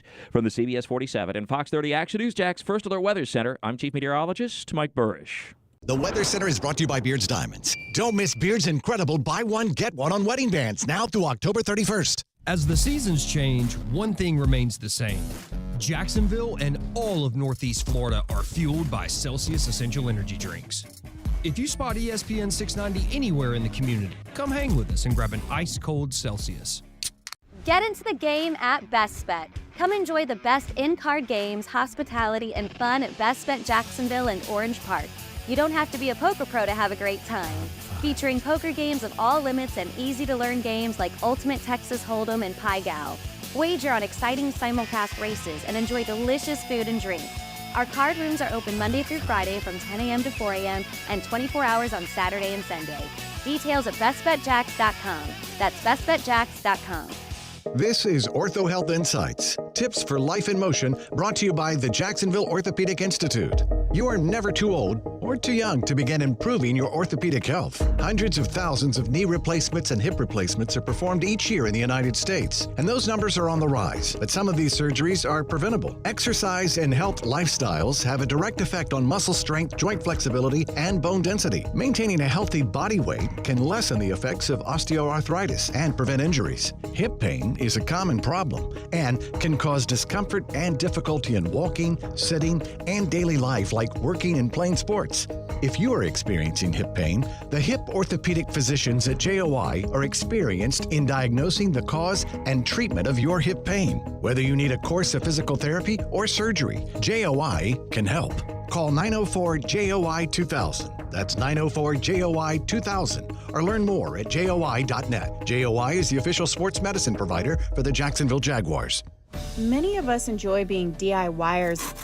Do you really need a financial advisor for retirement? Or can you just do that yourself too? I wondered about that. Well, it depends. Have the Talon Wealth team create a comprehensive financial plan personalized for you at no cost. Then you can compare what you're doing to what's possible with a team of fiduciaries on your side. Okay. Schedule now at guardingyournestegg.com. Advisory services through Talon Private Wealth and SEC registered investment advisor. Florida license D056341. Imagine it's the final game of the season, but your symptoms of irritable bowel syndrome with constipation, or IBS-C, are making a comeback. What should you do?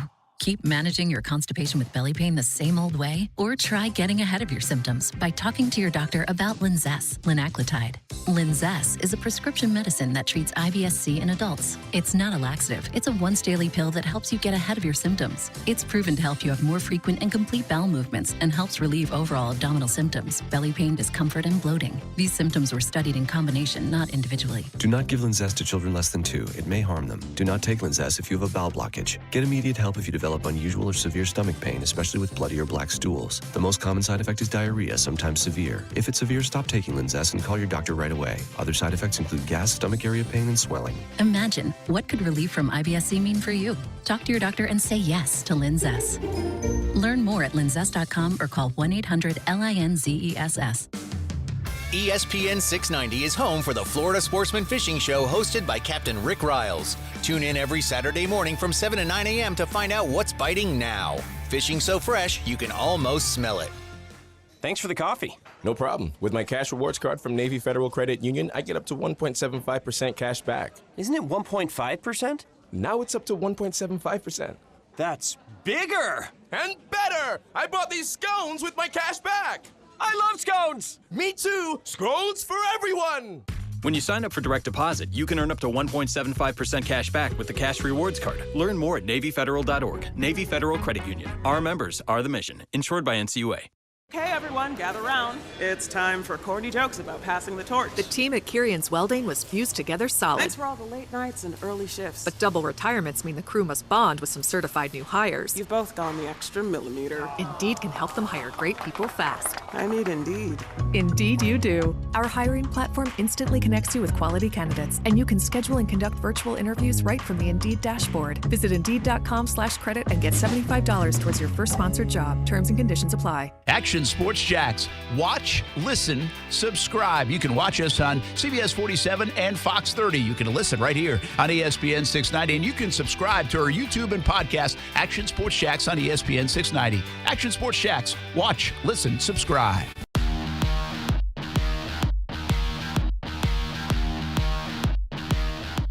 Hey, football at 5 rolls on here on a Friday in Jacksonville. Brent Martineau, Kasey Kuhrts, Aaron Schachter gone, so now we can tell you what day it is. That's how this works around here.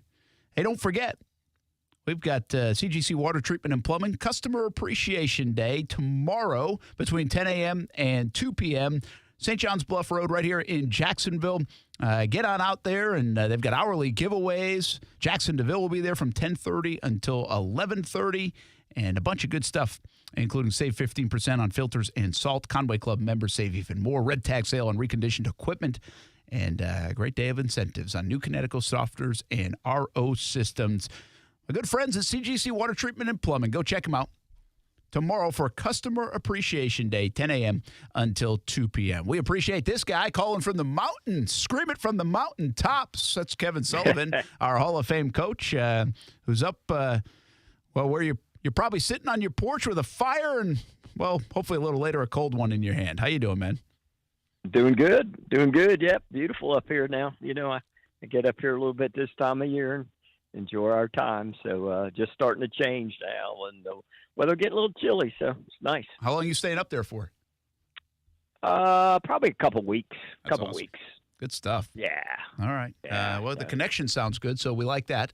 And we'll have the Blitz Scoreboard Show tonight presented by Nimnick Buick GMC. Baker Sports, Davola's House of Cards, 9 o'clock until 10 o'clock. And, man, we have had some awesome finishes that we've shown you each and every week. So if you're not familiar with this show and you like high school football and you're in the high school football space, your mom, dad, grandma, granddad, sister, brother, player, whatever, you got to check out the show because I think it is 4 consecutive weeks we've shown you the end of a really good football game live on the Blitz Scoreboard Show. And, of course, everything leads into our Friday Night Blitz. And, Coach, we'll have multiple cameras tonight. Our game of the week, because we spread the love, is Middleburg and Orange Park. And we will be there.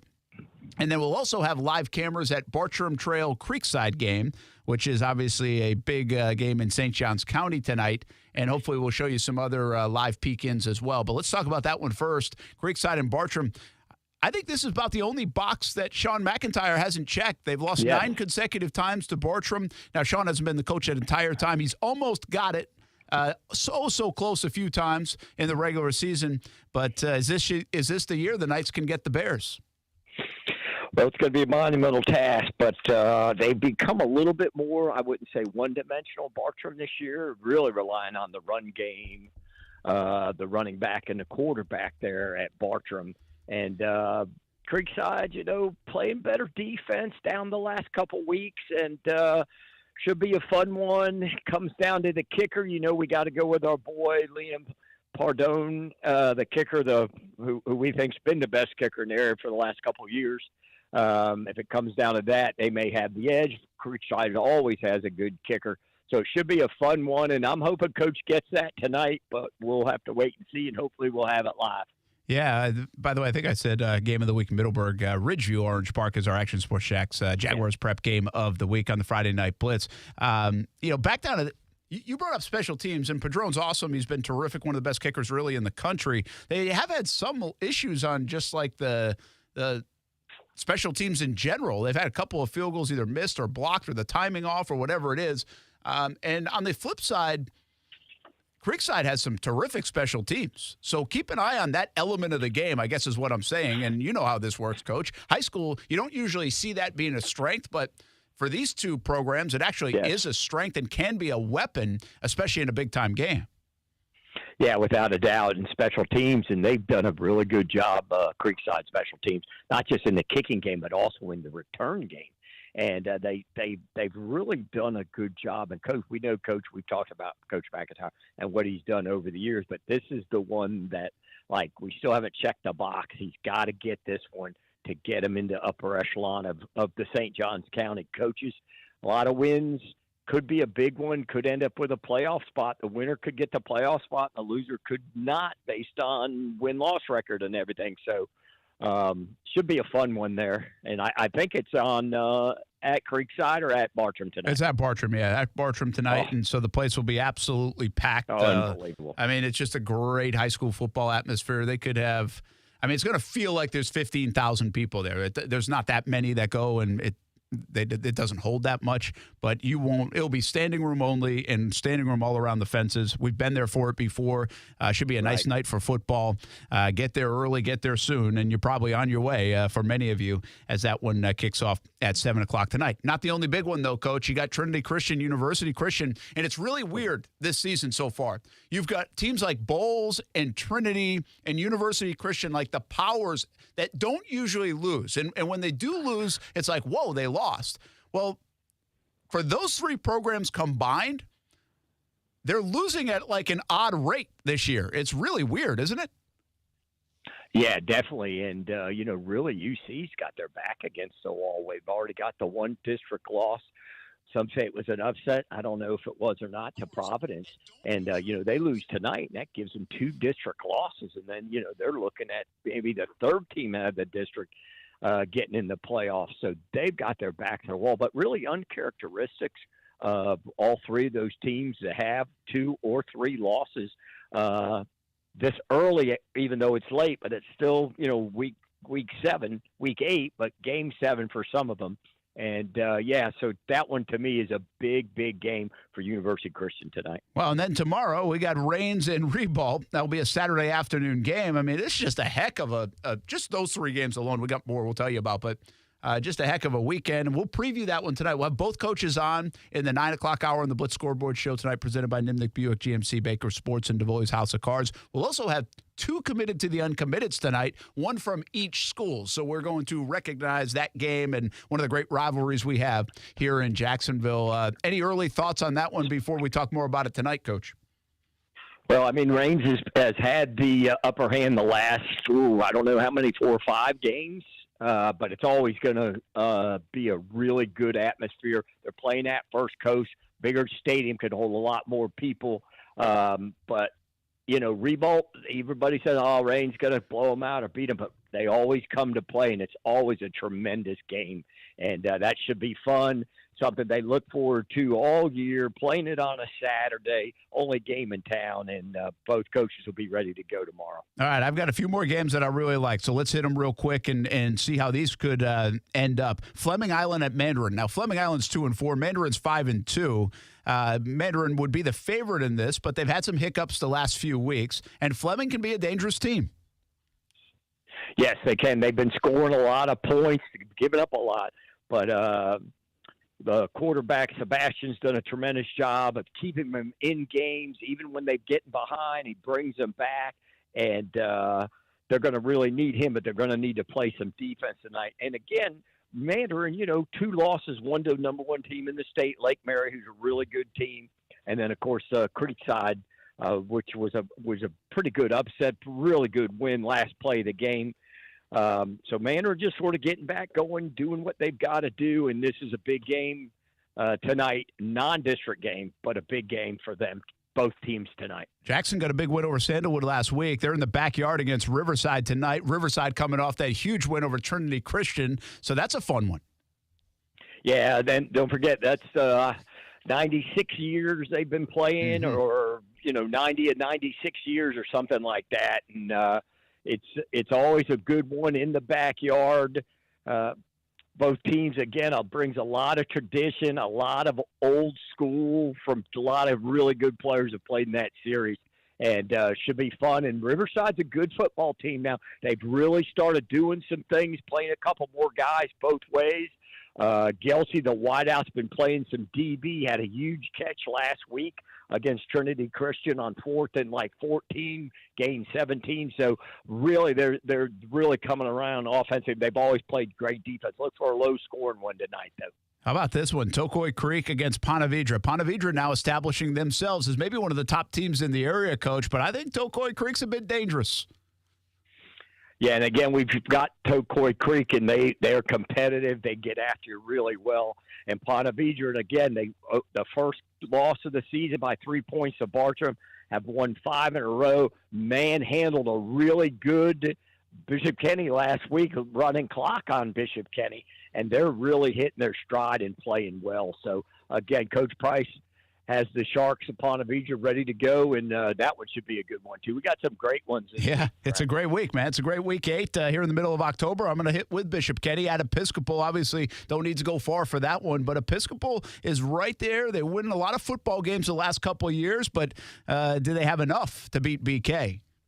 Well, I mean, they've been playing good, and they got a lot of confidence. And, you don't know, was last week an abomination with Bishop Kenny where sort of just things didn't go well, or it was sort of a weird offensive night where they were really bad, which they haven't been in a couple of years. So, they got to get back on track. And, again, another big district game there with Bowles looming next week for Bishop Kenny, and they can't afford to look past them either for this game. So that one should be a good one there. That'll be our game of the week next week. By the way, week 9, our Action Sports Shacks Jaguars prep game of the week for the Friday Night Blitz is Bishop Kenny and Bowles. Tonight, again, it's Ridgeview and Orange Park. So we'll have live cameras there during our Blitz scoreboard show. All the reaction tonight on the Friday Night Blitz on Fox 30 at 10:30. All right, one more stop. Columbia started the year winless. They just beat Bowles last week. They go to Middleburg tonight for a district battle. Middleburg 3-3, 1-0 in the district. And now I don't know what the heck to expect from Columbia. Well, I think they made the change in playing the young quarterback. They've got a freshman quarterback. I believe they started 3 weeks ago, and they played a lot better offensively. There's been a little change.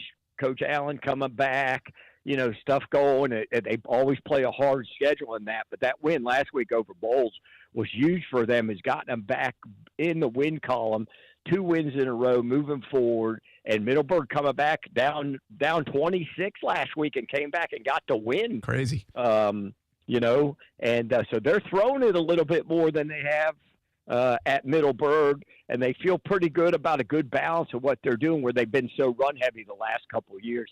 So that one should be good. Columbia's starting to play good. I believe it's at Middleburg, so that helps them not having to go over to the Jungle and Lake City to play there at the high school. So give them a little bit of edge there, but that should be a fun one tonight. Wow, we told you there are a lot of good games, and one that's actually already underway. I saw Stewart retweet this. 24-13 was the score. Now, this was a bit ago, but Bradford's down at Miami True North. That was an afternoon game, a 3:30 game in high school football on a Friday, and Bradford undefeated against undefeated and power Miami True North, and Bradford was in the lead, Coach. So if that thing hangs, that'd be a heck of a win in South Florida for them. Well, the remarkable thing about that is it is a heck of a win, and it's kudos for them traveling down there and playing a really good quality team. But they gave up 13 points. I mean, they haven't given up 13 points in 5 weeks. Yeah, I know. Hopefully they could stay on it and get the win. But, yeah, playing in the afternoon, probably interesting for them, but that's a good atmosphere down there, and that's a good football team. All right, Kevin Sullivan, our Hall of Fame coach, Blitz Scoreboard Show coming up tonight. And enjoy that cool mountain air, and we'll talk about all these games that we just previewed and see how they shake out later tonight with the Blitz Scoreboard Show presented by Nimnick Buick GMC, Baker Sports, and DeVoli's House of Cards, plus a preview of Rains and Rebault with both coaches coming on. Committed to the uncommitted, we're going to have 2 tonight, one represented by Rains, another represented with Rebault. So jam-packed show coming up tonight, plus live action from Bartram and Creekside, and also Ridgeview and Orange Park in our game of the week. Coach, we'll see you in a few hours. All righty. Should be a fun high school football night, week number 8, October 13th, middle of October, as we start to get down to the nitty-gritty in the high school stuff where everything shakes out and really matters. Speaking of something that really matters, well, one final look at the Jacksonville Jaguars against the Indianapolis Colts. That's coming up on Sunday, of course, 1 o'clock game on CBS 47. And it's a big one for both teams, a big one for the Jacksonville Jaguars, and maybe the biggest reason why. It's time to win at Everbank Stadium. Jags are yet to win here in Jacksonville. That's a problem. Not great. That's not good. Like it's an oddity because they played 2 games in London and one of them was a home game, and so they won both there. But they're now 2-0 on the road, 2-0 in London, 1 home, 1 away, 0-2 at home. It's just bizarre. And again, the Chiefs loss, okay. The Houston one was ridiculous on a lot of fronts. It felt like at the time, even though they're better than anybody thinks. Kasey, they got to get this win, not just because it's the Colts in first place, but we know how this shakes out at the end. You got to win home games. You got to win division games if you're going to go to the playoffs. Got to. And, I mean, at least the exciting part is the Colts can't win in Jacksonville, right? So something has to give, one of the two. Either the Colts are going to figure out how to win or the Jags are going to win at home. I wouldn't bet on the Colts because it's been like 55 years since that last happened. But, yeah, I mean, for seeding, for the division, for all the reasons, you got to beat the team that's worse than you. They're not as good as the Jags on paper, on the field, whatever you want to call it. The Jags should win the football game. I forget where I saw this. I think it might have been the Times Union. Maybe Clayton had it. The last 5 times the Jags have played former quarterbacks, they've lost to them. Great stat. Who? Well, Does Henne count? I just saw the headline, so I guess Henne would count. I think. Did Gabbert come into a game where they lost? With who? Tampa? Where's Gabbert been? He's now in Kansas City. He was in Tampa, but he was in Arizona. They lost. Did he play in a game? What happened? Didn't they play Arizona in 17 or 18? I forget which one. I think it was more recent than that. Didn't Agnew have like the kick 6? Oh, that was a home game. But I don't know if Gabbert played in that game. No, he wasn't there. I don't know if that counted. I kind of just saw the headline of it. And Stuart just texted me. He said that story didn't include Josh Dobbs. So has Dobbs beaten him? Well, no, Dobbs didn't beat him last year, but he had a chance. So anyway, the Jags, with all the quarterbacks they did go through, it's not unlikely to have played other quarterbacks that they've used to have on their roster. And all that being said, I feel like this guy's the most dangerous. Yeah, you really been feeling that way all week. Well, I don't. He's still a backup quarterback, Brent. He still is a backup quarterback. I'm not saying I'm afraid of him. I think he's the most dangerous to play against the Jags because he's the most capable of all the guys I listed to probably be a starter. I mean, he could be a starter for someone in the league. Like, yeah, we keep saying that. He's available. Well, listen. A lot of teams with bad quarterbacks could have had him. They didn't. I think you could make the case that he should have started in Indy this year, the whole season. Yeah. So you can make that case. Well, I think he can. Well, I mean, he might. He might end up. I mean, one of the latest reports this weekend, I don't know if it's the latest, one of the reports this week was Richardson could miss up to 8 weeks. Yeah, it doesn't look great. If he misses 8 weeks, then you'll know. You'll have your answer. You'll have a very good sample. No, you'll have your answer. He's played enough football to have an answer. Oh, yeah. On Gardner Minshew, I'm saying, not on Anthony Richardson. I'm saying saying that he might be able to start for teams in the league. We just talked about their schedule. Ain't that tough. You got to win those games. I still think like Minshew could do it like Geno Smith's doing, is my point. Maybe. In Seattle. And just for the record, let the record show that nobody believed in Geno. That for 8 to 10 years, people said Geno Smith couldn't be a starter. Yep.